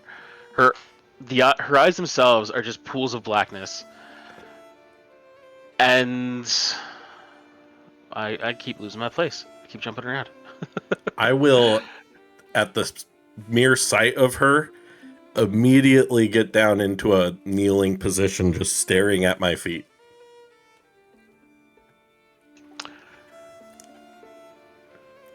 So she stands before you, and as soon as you get down, you're looking at your feet. She kind of like laughs and says, "Ezekiel, look up." Just very cautiously, I'll, with a terrified look on my face, meet her gaze. So you look up, and there's a hint of humor in her eyes, and she's holding something. Looks like crumpled paper, which you recognize. It's a letter. Your letter. Mm. So she looks at it for a minute, looks at you, goes, "Ezekiel, I do so enjoy receiving love letters, but I must say," she takes the letter and flicks it so it lands at your feet, "this one's rather bold." And she just kind of like tilts her head and goes, "Go on, read it." What does Lore Master Karanath look like? Is he panicked? He is... Roll perception. Oh, yes, please.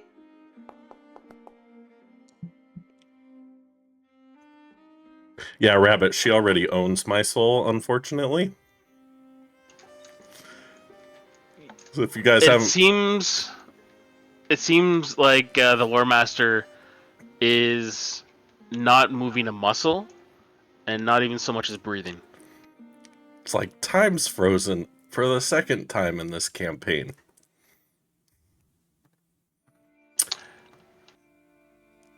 It's the letter.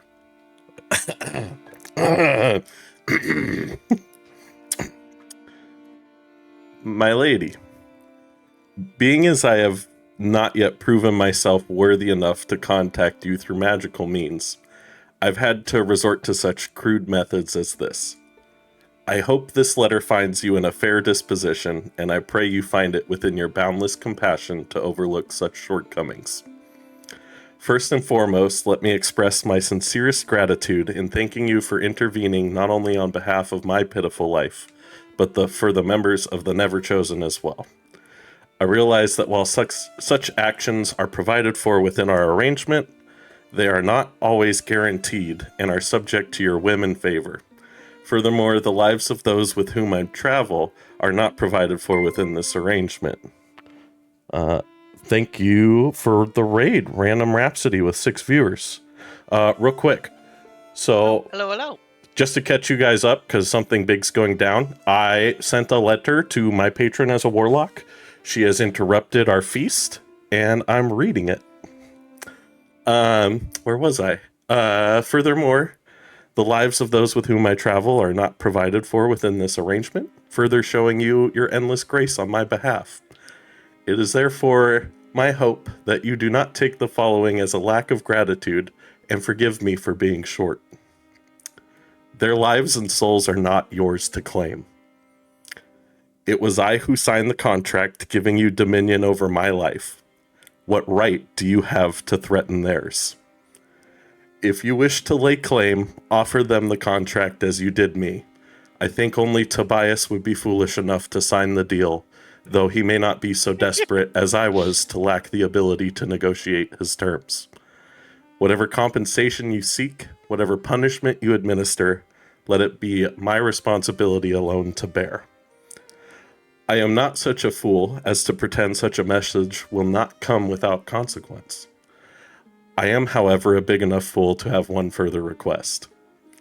I was very brief in recounting to my traveling companions the details of what happened when you came to our aid, omitting some of the finer details. With your permission, I seek to inform them of the events, as well as the nature of our deal, including the terms of our contract. If such a request is to be denied, at least have the dignity to threaten them in person so they may fully grasp the terror of being on your bad side. It is my hope that I have proven myself faithful and honor-bound to our agreement. Though I may not always have been effective in your service, I hope my loyalty has earned me some leeway in forgiving the tone of my message. Eternally your humble servant, Ezekial von Mildenstein. So I will I add. start guffawing. I laugh uproariously So because that shit's funny. I will add, when you get to the line where you ask what gives her the right, you hear a very shrill voice gasp, and then a very faint thud, as you see that beside the queen was Toot, and he just fainted.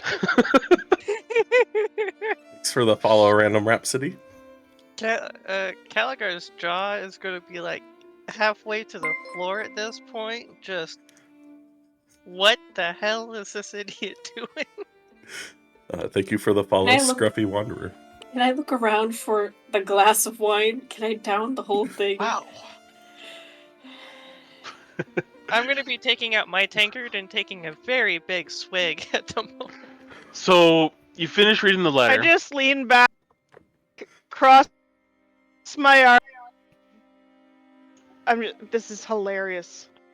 So you finish reading the letter, and as you look up from the letter, you look into the queen's face, and you see she's smiling.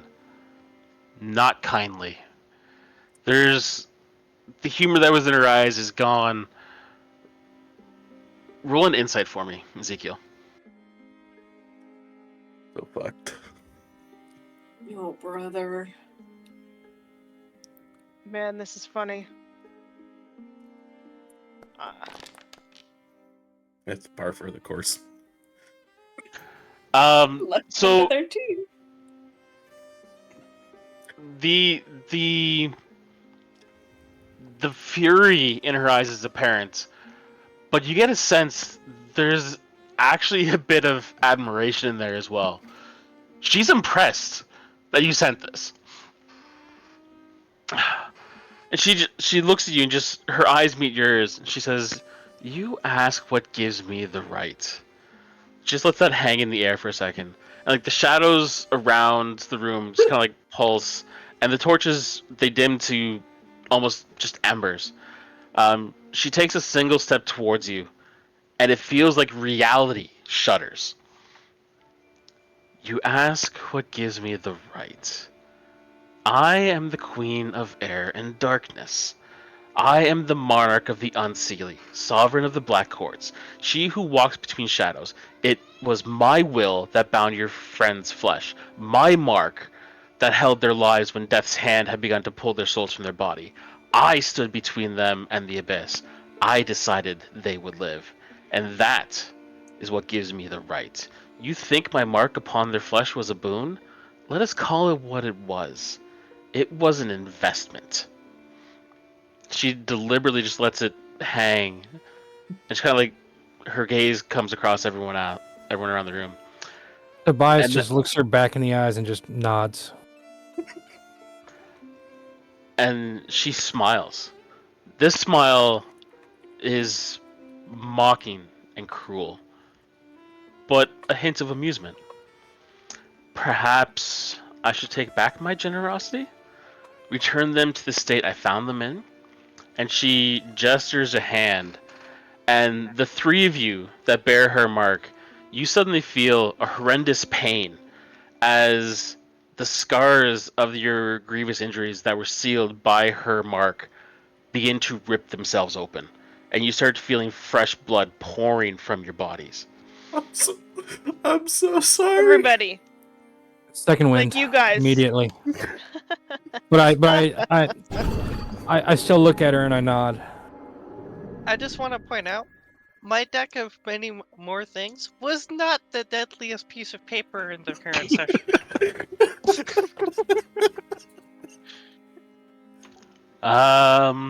And then as the three of you are essentially just writhing in pain, her gaze comes back to Ezekiel.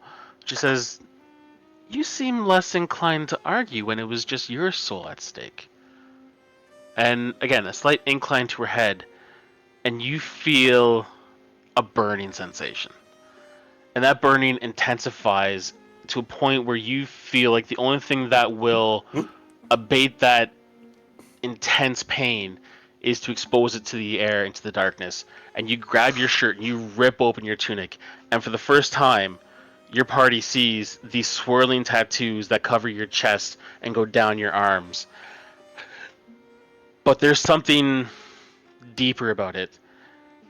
What they're seeing is the ink itself looks like it's biting into your flesh and twisting your muscles and your skin as it's digging in, and what can only be seen like it's trying to rip out your soul. And your queen just watches, again, amused. She says, "Did you forget who marked you? Did you forget who owns you?" She snaps her finger, and for all of you, the pain stops. Doesn't fade, it stops.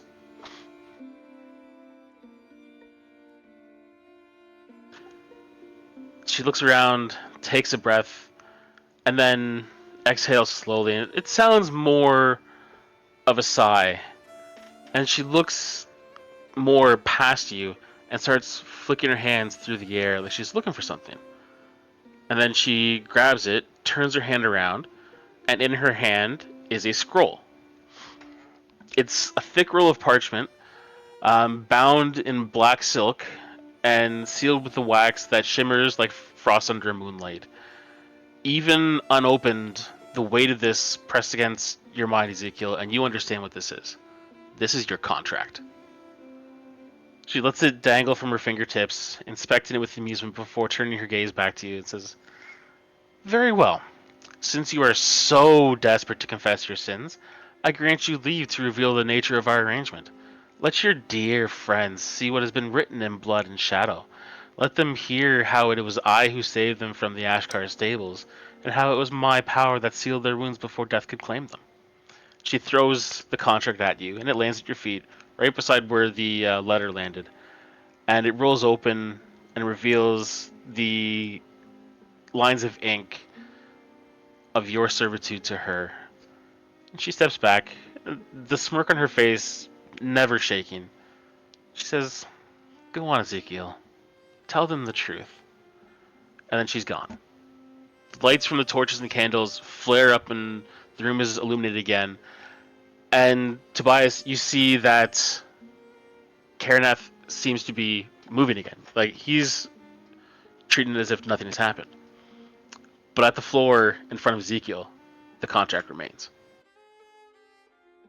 And that's also 3 of us are covered in blood at the moment, correct? Or is it? Because you said our Roll wounds were ripping themselves open, which roll doesn't perception. exactly.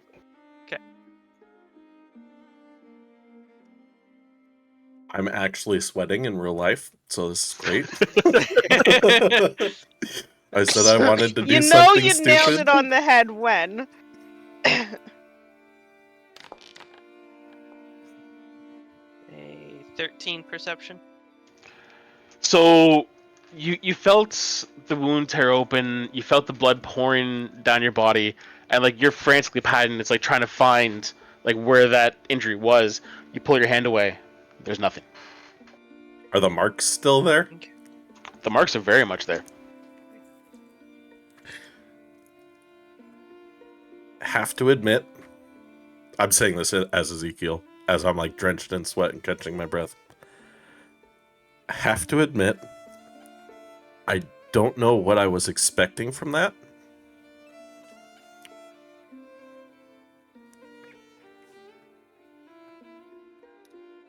You But- fool. Let me be honest, which I have not afforded you all very often. I couldn't speak on exactly what had happened, and I couldn't speak on the details of my contract without either her or Toot Toot.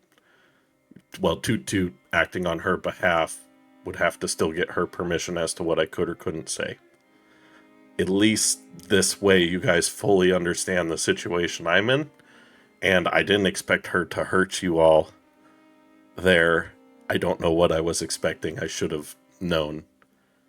But I wanted you to know what we're tied to, minus yourself, Aethera.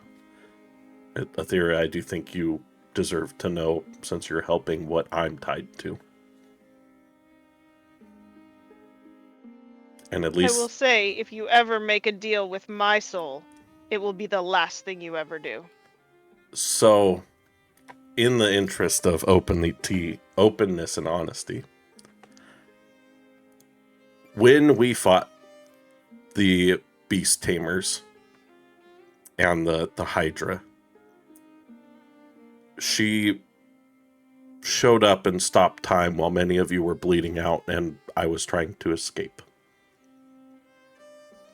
And at that time, it appears she, through some means unknown to me, brought you all back from the brink of oblivion, from death. But I'm guessing that because this contract does not, it details her at her whim stepping in to help me. She took it upon herself to assume your consent in that moment. And there was a cost paid for the life saved.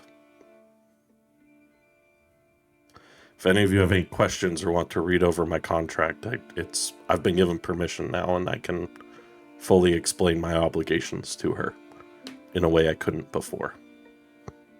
Tobias, It's a very will, good place to start. Tobias will turn towards Halagar and Cardinal and say, "Did you guys really think we're going to get through this unscathed?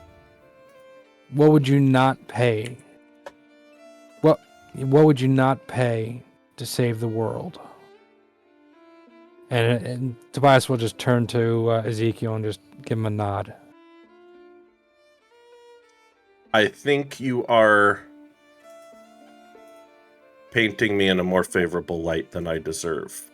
Everybody but Aethera would know that I was offered the terms of my deal at a point in my life where I had nothing and was willing to throw my life away at the edge of a bridge. She stopped me and sobered me up and either offered me the chance to have a reason to live by signing her contract or giving me the death I wanted. In that moment, living sober seemed better. Booty, just ignore that. Keep going. Yeah. Sober living seemed better. And in that, I did not really have the ability to negotiate the terms of my deal. You've all seen I drink tea. I miss the taste of ale and mead more than anything in the world. It is not afforded to me. I will lay the contract out on the table in front of everyone, and anything you want to know is in there. It's 3 pages in Word, so I'll post it in our Discord. Boy. But in the same way I wrote that mercenary party charter, I went ahead and wrote an actual soul contract because I got bored at work one day in my downtime. Let me just highlight some of my favorite things in here for chat. Patrons shall grant Warlock extraordinary powers and abilities, provided service of magical familiar, provided that the familiar may report observations to the Warlock, maintains loyalty to the patron, favors are subject to the patron's whim and may be revoked at any time. Patron's knowledge, she can give me information, but she may be intentionally obtuse, secretive, or speak cryptically or in riddles for her own amusement. Patron intervention. This is what she used. What for me was, in the event the warlock's soul or life is in mortal danger, she reserves the right to intervene, provided it does not pose any risk of great bodily harm, death, etc., and it's subject to her whim, and she may deserves the right to demand appropriate compensation to offset any efforts made. My terms, she gets my soul in perpetuity for her own purposes. I'm not allowed to engage in any trade, barters, bargains, or anything that would interfere with that, including attempting to make deals with other people. I'm also not allowed to take part in anything that would intentionally damage my soul. I have to pledge unwavering loyalty to her, including a bunch of different things. Unquestioning obedience. There's a lot of punishment stuff. She could subject me to trials, including mental and physical torture, and or just ridiculous, absurd, or nonsensical tasks. There's a lot in there.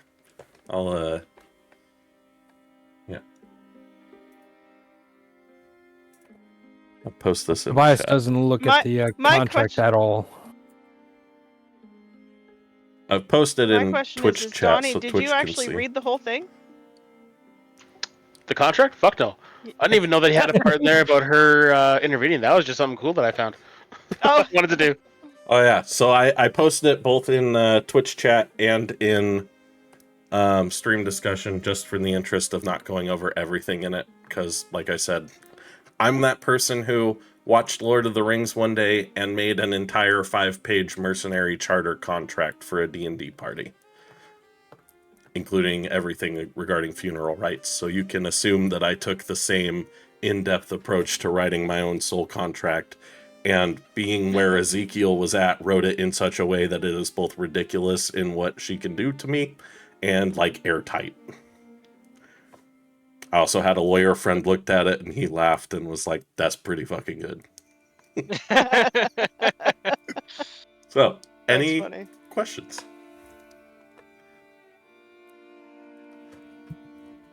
Gallagher's just gonna sit there with Furley and just kind of take in everything that's going on. Just...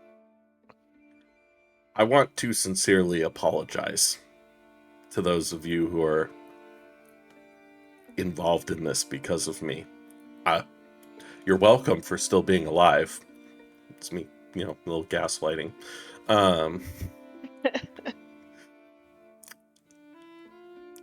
My intent with this letter was that she would remove her seal from you guys and maybe punish me for it. I didn't intend for you all to be subjected to that kind of torment tonight, and for that I'm sorry.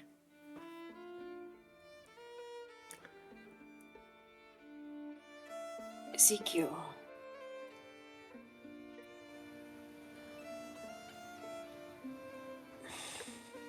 You know, I do not begrudge you the decision that you made at that time in your life. That is not why I am angry.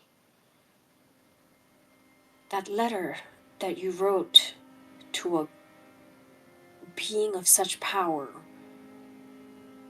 with such little wisdom, with such little forethought, with no forewarning to any of us. You gamble with our lives as well as your own, and whim and fancy when there is a stake as large as the fate of the world that hangs in the balance.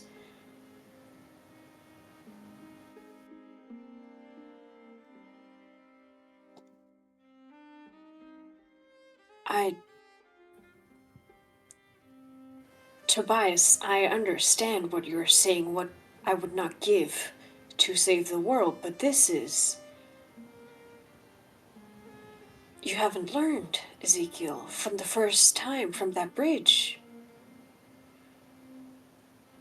What did you think was going to happen to a deity who deals and bargains in darkness and souls and blood? if you wrote her a letter and ask her what her right is, these are not mortals you deal with. These are beings of power the likes of which you and I cannot even imagine. She deals in souls and lives.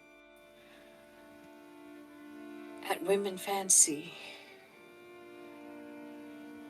And you treat it so callously, but it's not just your own life.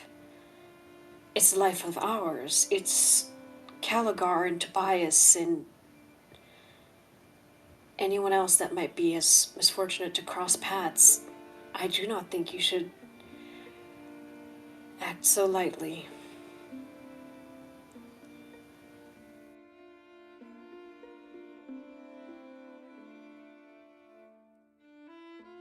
Ezekiel's kind of at a loss for words right now.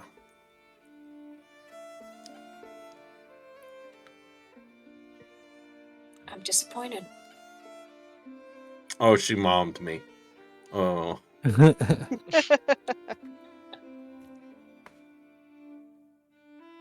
Believe me, there's no level of disappointment you could feel that would be worse than how I do. I know. But your hatred, your anger, your apathy for yourself, it's afflicting more than just you now.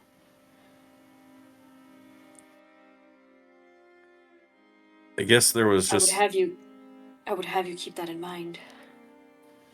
I guess there was just a naive part of me that thought maybe she would see the boldness in it and exact just some punishment on me, but release her binding on you. You all have She's treated a me. fae. Yeah. Like I said, I was naive. Y'all have treated me better than, I don't know why you said y'all. You all have treated me better than I deserve, given the way I've acted. That wasn't bold, that was arrogant. Arrogance is not... If you are going to make deals with higher beings, you need to be very careful of what you say and how you say it. That is the only warning I will give. Yeah, I've learned that today, for sure. Respect is a powerful tool. Is Toot Toot still there, passed out? That's a good question.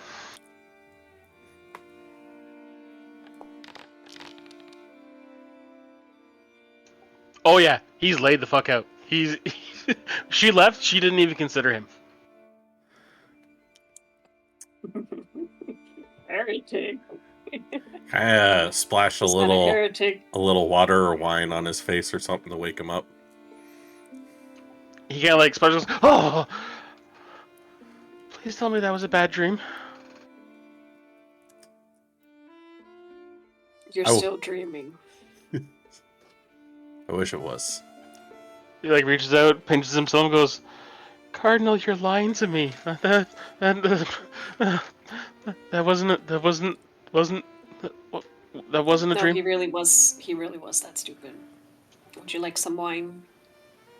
I think I need more.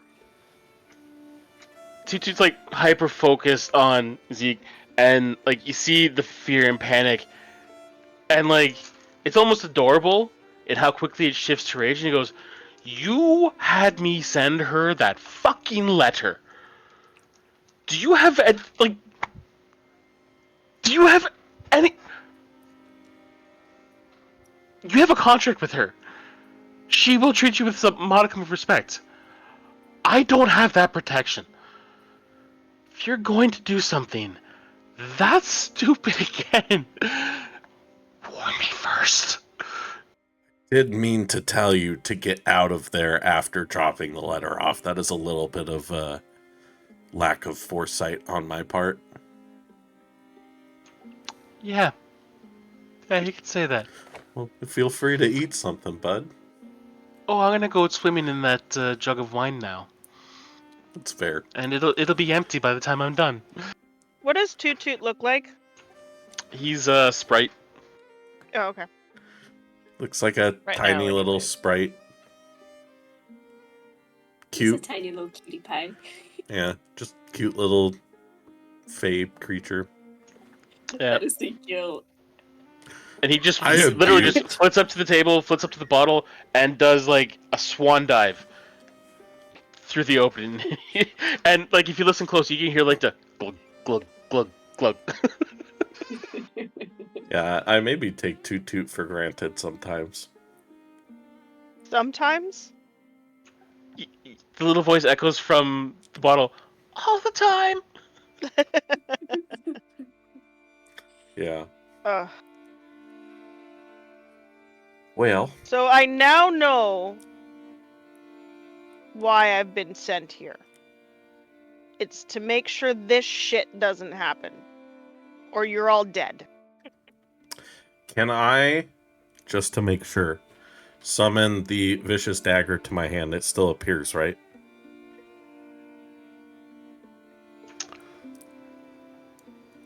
Roll a percentile for me. Oh no. I don't like In this. the meantime, I'm gonna look over this fucking contract. Is there anything that says to what end? To what goal? Well, let me What pull it. might break the contract or fulfill it? Oh. It's a eternal servitude. From what I remember, trying to dig back through it, if we both agree to break it, like, basically I have to somehow make her so happy that she offers it to me, because if I ask, she's just gonna say no.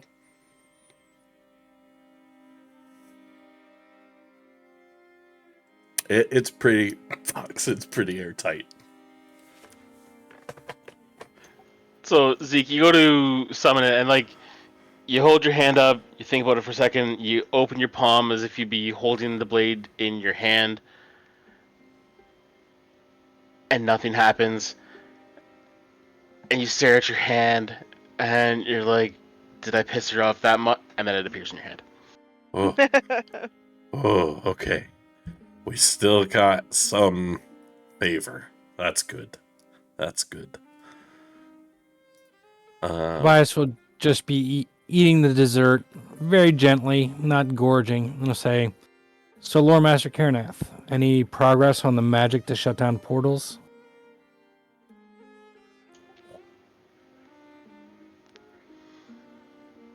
I totally forgot you guys wanted that.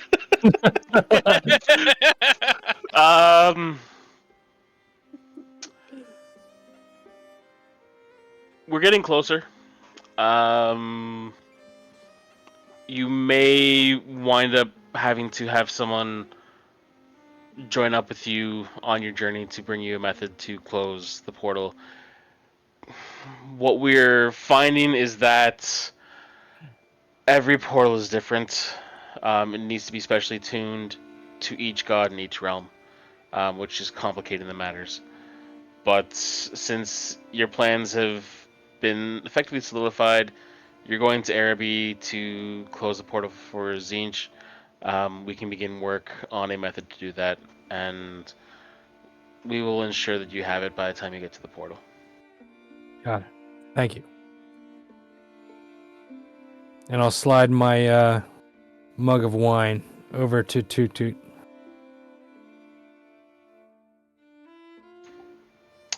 He comes out of the bottle and like he's unsteady, looks at it, dives in. To answer your question, Fox, right in the beginning, it's in perpetuity or such a time as the patron agrees to absolve the warlock of their debt. Love it. I wrote a pretty fucking good contract. Pretty proud of it. Glad I get to share it finally. If a lawyer says great job, Basically, yeah, if you you're want pretty to, well screwed over there, bud. Broad strokes. I get access to a bunch of stuff that she could take away at any time just because. And what it costs is my soul and my undying loyalty, including my soul after I man. pass to be used how she wants, unless I somehow get out of this. Which, probably not likely. I need to And seek it's... counsel with wiser beings. And like Azrael said, it is very much, she is very much a person who finds people with no hope left to offer them what Rabbit and Chat described as a shit deal. It is a, at my whim, you get some powers to have fun with. As long as you do what I say. When I jump, you don't say how high, you just jump higher than you ever did before.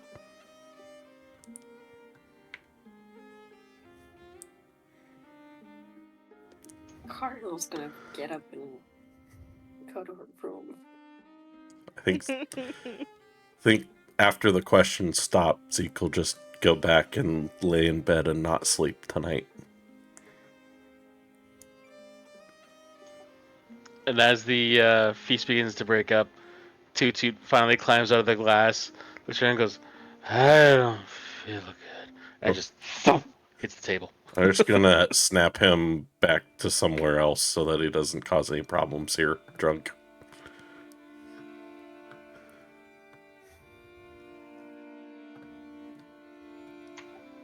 Okay. Tobias will help clean up the feast.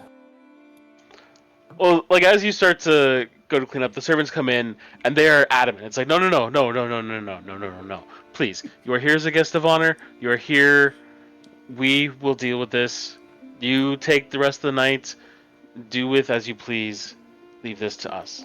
What did Karanath say watching that whole thing? I will also say that I have my contract with me until it disappears.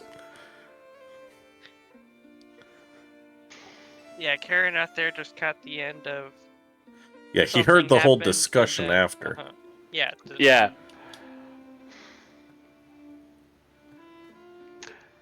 Like you're asking him what he thinks of him on everything, or just Yeah. how is he? Okay. What do I do? What do you do? That's your question? That's the What only... you do is not sign a contract with the Fae. Too late. What do I do now? What you do now is don't send a letter to the Fae taunting them and asking them how they feel they have the right to do something. Yes, they've all lectured me. I was stupid. I've made mistakes. It's been the story of my whole life. I'm the bumbling buffoon that lost his family fortune, the drunken fool that ruined his reputation, the idiot who signed the deal, the idiot who sent the letter. What do I do to fix it?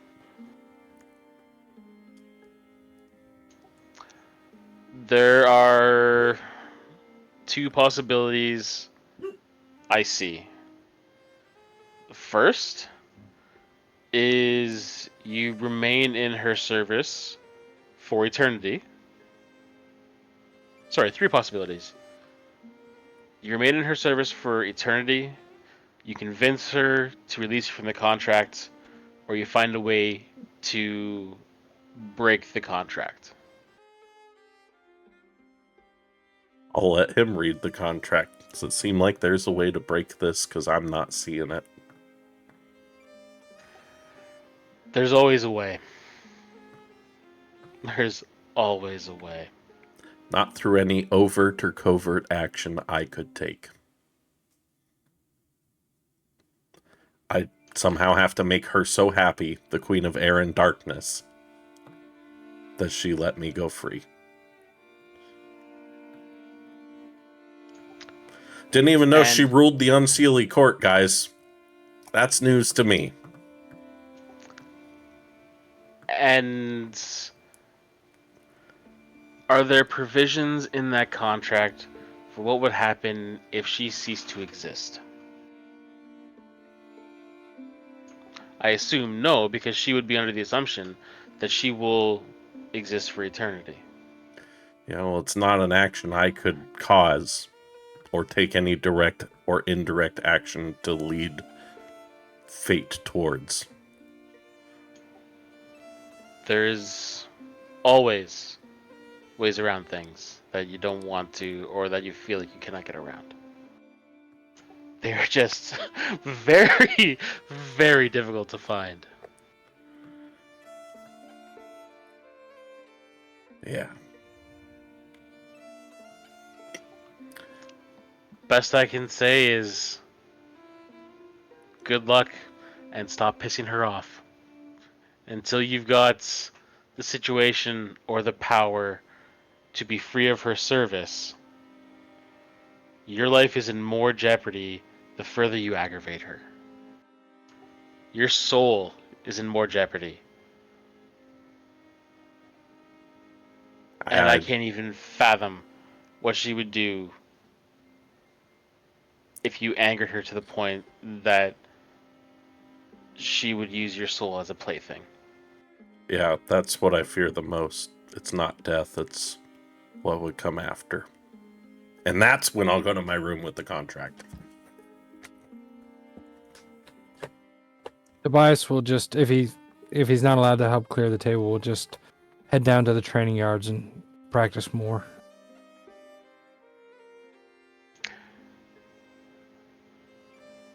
I was gonna say, I feel like you're trying to build up towards being proficient with the greatsword, but you're a fighter. You're proficient in everything.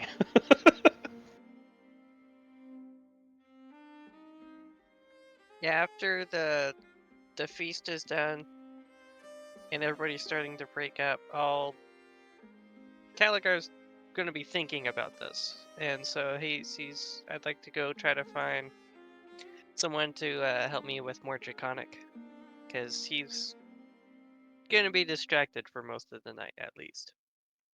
Ooh, I just noticed the date on the contract can't be right if it's 2435. Because that's the important details. Make sure the date's right. It is to me. Hey. Okay. I want to Well. try and send a message to Dispater and let him know what happened. Okay. How would you like to send the message? Well, I'm not exactly sure if I have a way, but I imagine she has to have had a way. That would make sense. I probably would have contact with my subordinate and have him tell Dispater. Okay. How? And weave give a necklace or a ritual of sending. I that want her to specifically come is up with something. This is her Okay, character. I'm trying to help her. Oh, She's experienced enough. so She knows like, how to. well, so, I mean, she's a lieutenant. She's got a squad, basically. And her main, like, direct subordinate, his name is somewhere. But, she would be able to, like, contact him. Maybe they have, like, I imagine, like, maybe she's got something, like, inscribed on her that she can, like, carve the inscription out with a knife or something, and then be able to, like, connect to him and send a message. I think that's kind of cool. Sure. What message do you want to send? Um,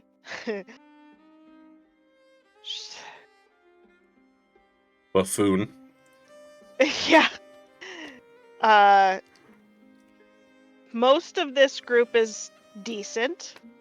However, the one is a moron who has a tendency to sell the souls of their friends. So having a way to protect myself from that is a good thing. And he's sold his soul, and I would say the lady's name. You're not there, dude. Don't be waving your finger at me. Above the table, I didn't sell anybody's soul. that you know of. She No. just kind of Well, yeah, She claimed claimed ownership. it. She saved. Yeah, So she if came in and for the viewers in Amber, if you didn't get to see it from our previous games elsewhere, Cardinal, Tobias, and Caligar were all rolling death saving throws. I was trying to run the fuck out of there and getting trapped, like continuously moving in front of me. Time stopped. I hear clicking of heels coming around the corner, and her hands are covered in blood. And I was just told if she had to intervene again, it wouldn't just be my soul that's forfeit, but those of my friends. I didn't agree to that. I just blacked out, and then we were out of that dungeon, out of that cave. I never agreed to it. I didn't choose to sell their souls. They were dying, and she brought them back from that, and she took it upon herself to exact a cost. That's why Ezekiel wrote this letter, as he feels guilty that he got people involved in something that he would warn them to the ends of the earth, don't do it. That's why he sent the letter. It was a very poorly... Ezekiel's not wise. I think he's average wisdom.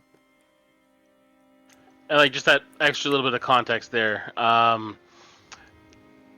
The scenario that led up to that point is they were in Naggaroth, so dealing with dark elves. They were sent to kill a favorite beast for an opposing house, and they were able to be diplomatic and work their way through these stables. Oh, God. And then in the middle of the diplomatic efforts, Ezekiel just casually blurts out, "Well, we can always just switch to plan B and kill everybody." And then they were facing down a TPK. And that's after like 2 sessions of me rolling like 3 to 4 nat 1s or 2s a game in like important skill checks. So in the Queen's eyes, I'd just been failing over and over and over, and I'm supposed to be representing her power in the world. Yeah, so when she came to say your soul's forfeit and so is theirs, it was after a furious rant of like, you keep failing me and I've had enough of this shit. If you fail me again, your soul's forfeit and so is theirs. Yeah. I'm just telling my archdevil that you have a tendency to get yourself into shit that ends up costing the souls of your friends, and my soul's been sold, so if any of that shit happens, it will start a war. And I basically am being like, this will start a war. And I will tell them who this person is that you've sold your soul to. Actually, let's get all of you to roll religion. Except for Zeke.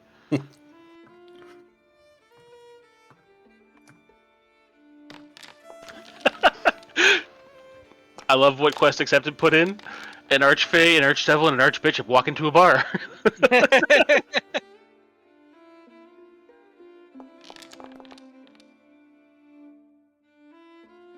Told you I had something stupid planned for this session.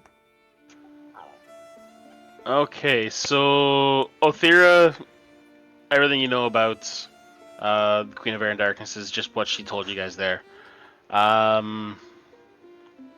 Tobias, you end up with what, like 22. 22? Calgar, I'd say you're about the same as Othira, actually. Like you've at least in this way you've heard of her ahead of time, but pretty much everything that she said is just confirms what you know. Cardinal and Tobias, you guys have a true appreciation of the power that she wields and just how much of a shitty situation Ezekiel is in, and just by dint of association, that so are you. Bias doesn't see it that way. Well, how do you see it? We're already dead, and because of her, we get to keep saving the world. That's fair. I like it. Glass half full kind of guy. If anything, Caligar admires the grumroll balls you have. It's like I would 6 have preferred pounders. to die at the service of my god, rather than at the whims of your patron. I'll just say, above the You'll be table, that honest. is probably who Ezekiel feels the worst about. Like I said in my letter, you know, he figured Tobias, if given the opportunity, would negotiate a deal. Figured Calgard be kind of pissed about it, but he feels the worst for the cleric who's been the nicest to him in the group.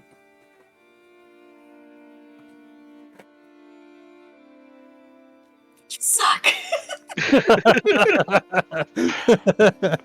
Well, I think it's good to say that we're gonna call the session here for tonight. We've only got 10 minutes left, but I'm good to hang around for the last little bit if you guys want to, because I'm sorry, but we gotta talk about this shit. This was fucking fantastic. Like, Yeah. watching your reactions as he's reading. Like, I've got another clip just waiting in the wings there for it, and yeah, I put a little message and it's like, what's the best feeling for a DM? Just to sit there and be able to fucking enjoy. Because that whole little back and forth you guys had going, I couldn't stop grinning. That was just brilliant. Yeah, And Booty, the fact that your voice was shaking as you were reading that letter. Yep. Well, and like, you were sweating, and then Yeah. every time somebody would be like, "What the fuck, dude?" and you'd put your head down, and you're just like, "Yep, I know." Yeah. Fuck. yeah. My I- character, as soon as that whole thing where she came and was like bitching at you about that, she thought that was hilarious. Just, yeah, if anything happens where my soul gets on the line, it's probably gonna start a war though. Fae versus Archdevil. I'm betting on the devil. Yeah. Not the No, that's Archdevil of the fairly Iron good. City, which is a warmonger. Like, he is a war. My gold's on Yeah. this, not on that. I am fairly certain. This, not that. I am fairly certain. Well, I don't actually know. I'm just speaking on my ass here, but I am fairly certain my patron would not want that, and she would just sell my soul over to your devil if it was that case. Because it says she can barter my soul with other entities in that contract. Oh, that's a point. See, She there you Bro, go. You can Your get out of fairy lady is gonna have to go up against my 1,000 god pantheon. Like, square up. Well, I assume that you can just, you know, through holiness and time, get yourself out of this. I can't. That's not how it works. Cleric divine bullshit. Ezekiel doesn't know that. No, I'm saying that as me. I don't have plot armor. I wish I That's- did. But Yeah, she's from an area called Ind. And her where pantheon they is... have thousands of gods, yeah. Okay. Well, actually, I'll bring it back to the global map. Because if you're not familiar with It's based on Warhammer India. worlds, it's our world, just a little more fantasy. So when we say we're going to Araby, we're going to North Africa. North Africa, basically. And the kingdoms of Ind are just India. India and the surrounding regions, you know. And if you look where like Khemri is, like it's Egypt, and Mhm. you know, Ulth One's effectively Atlantis. I was gonna say Naggar- Numenor. Naggaroth is Canada. That one was fun. Yeah, that's wild. Although now that I'm thinking about it, that's appropriate, because what do you get in Naggaroth? Right? Dark Elves committing war crimes. What do you get in Canada? War crimes. Yep. Which would you rather face? 1,000 gods. 1,000 toddler-sized gods. Or 1,000 god-sized toddlers. 1,000 toddler-sized gods. Thank you very much. Have you Yeah. seen 1,000 toddlers? That's actually an easy answer. 1,000 god-sized toddlers, because there's no such thing as a god. Oh, just get out there with the blasphemies. Hmm. Yeah, no, that That's was funny. fantastic, and just I couldn't think of anything to add in, to chime in. It was just Caligar's gonna sit here and think, because I need to sit here and think. I said what I had to say in character. Yeah, so I was sitting at work, and I was like, a lot of times I get work's either very, very busy for me, or I have a lot of downtime. So if I either do reading or I sit there and just practice writing, and this last week I was sitting there thinking about like, okay, we're done. This is a chapter closed, and Ezekiel sees, we've done a quarter of the, or well, a fifth, because there's the four chaos gods we have to deal with, and then Archaon, Archaon, and then dealing with Archaon himself, right? So there's like five key things we have to accomplish. We've accomplished one of them. We're 1/5 of the journey in, and we accomplished a major step. But it came at a cost. And specifically, it came at a cost that Zeke kind of caused. And so that thought kind of led me to, he's probably a little pissed. And for the first time he's ever had, he has a reason to test the boundary of this deal that he's made, and he has a lot of guilt weighing on him. And so in that, having been in the library all day studying her, feeling like I'm not really learning anything, I'm seeing, Warlock's various things that really don't tell me anything. Yeah, 80% more to go. In that, like, that day-long frustration, he's like, you know what? I think the way I put this to some of my friends was, I feel like Ezekiel now feels the need to put his foot down, even if he's standing on sand in front of a tidal wave. He's trying to set some sort of boundary because of the guilt that he feels. And it's just like, again, that constant pressure of, he feels like a failure, he doesn't know what he's doing. Of everybody involved, he feels like the weak link in the group, and he's trying to do something good on their behalf, but in Ezekiel's way, he's doing it completely wrong. Rather than just asking nicely, hey, can I please tell my friends what our deal is, he instead does the Ezekiel thing, and he's like, no, I'm gonna be a man, because a man's got to face his problems, and there's consequences. And so I messaged Donnie. I said, hey, I want to do something stupid. Here's what I wrote. And between the first and second draft, the only thing that changed was I made it a compliment sandwich with the same info. I took one line that I initially sent him, and because that first draft was just so good that I just threw a little platitude at the end to try to compliment sandwich the stupidness in the middle, to hopefully buy him a little bit of favor. Can you post your letter So we can read it? Yes, I can. I don't know, man. Hearing it the first time did a lot of damage psychically. I'm just I don't thinking know if I of can the handle Gordon that. Ramsay. What are you? An idiot An sandwich. idiot sandwich. So for all the people who are still here, if you haven't, please join our Discord, follow our channel so you can see more of our chaotic shenanigans. I am posting everything here in our Discord for everyone to see as well in the future. It's also a good way to keep up to date with us. We have another session coming up on Sunday in our Empires of the Silk Road campaign that takes place in a historical fantasy setting, so the real world, not the old world Warhammer, but the real world, in the 13th century along the Silk Road. I think right now we're in what was Iran?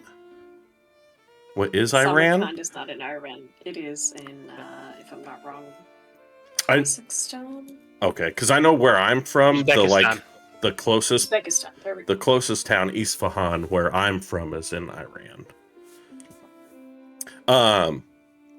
So if you want to keep up to date with us on anything like that, Discord is a good way to do it because I generally post announcements and stuff there.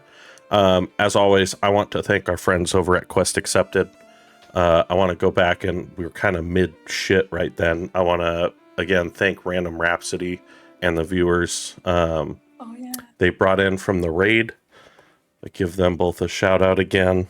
I'll use the other shout out command. Quest Accepted, hilarious group. I've really enjoyed connecting with them recently and have started religiously following their content. Tomorrow they'll be live for Steve's Quest, where Steve from Quest Accepted is currently playing through the Witcher, I believe, series Oh yeah. on the hardest difficulty. He's currently on the Witcher 3, and he does it in full Witcher costume. Sometimes he cool. Sometimes he does lose control, though, and his body is split between two personalities, and sometimes the Macho Man Randy Savage himself appears on stream. And yesterday, during their one-shot game, it was pretty prevalent right at the end there. Should we try a raid? See if we can't find. I still don't think we've been... I don't think so. I want to so bad. Our channel is still too new to be able to do it. Oh shoot, I did that wrong.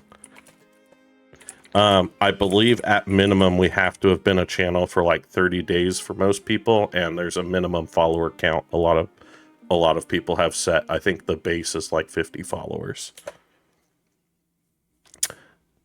You must be this tall to ride the ride. Yeah, our channel's not there yet, but we are growing quickly thanks to Azrael again for the shorts and stuff that he does. Yeah, it is actually, we're doing pretty fucking solid. Not Yeah. bad. Because this is what, our 4th stream? Yeah, I think 5th. I think Fifth. 4th or 5th, yeah. 5th, because we there's did, the session 0 in the other campaign. Right. Yeah.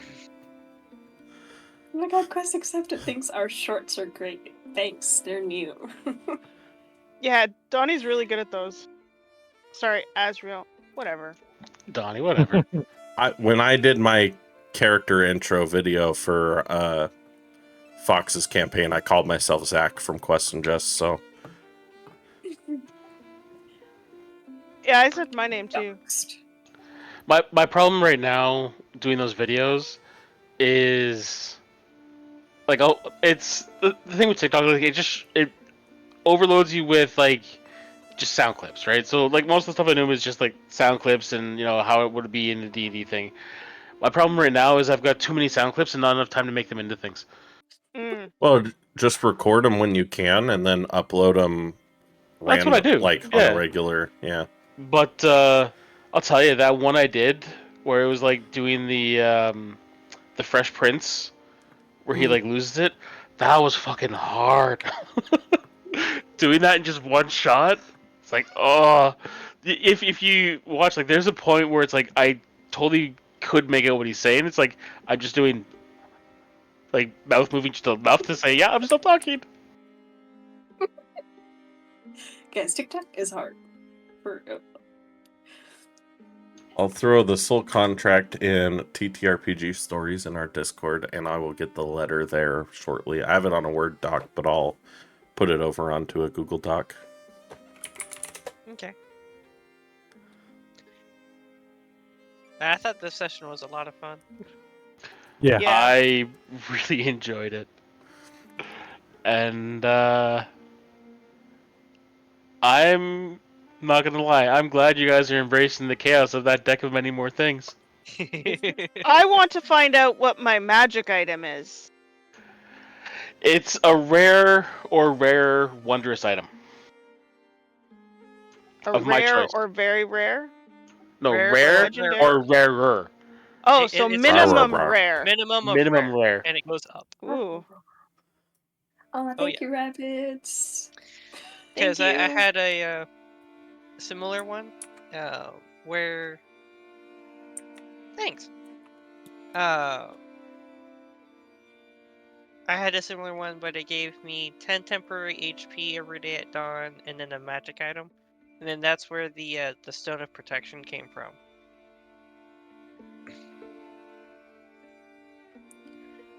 Yeah. All right, it is my bedtime. Yeah, I did Yeah. think Yeah, it I'm. was pretty fun to have the backup. I have a 1 life. All right. Thank you everybody for coming out tonight. Again, we Yeah. appreciate you all. We love you. Tune in Sunday. Tune in to Quest Accepted tomorrow for Steve's Quest. Mhm. Until Be Sunday. there or be square. Bye. Bye. Have a good one.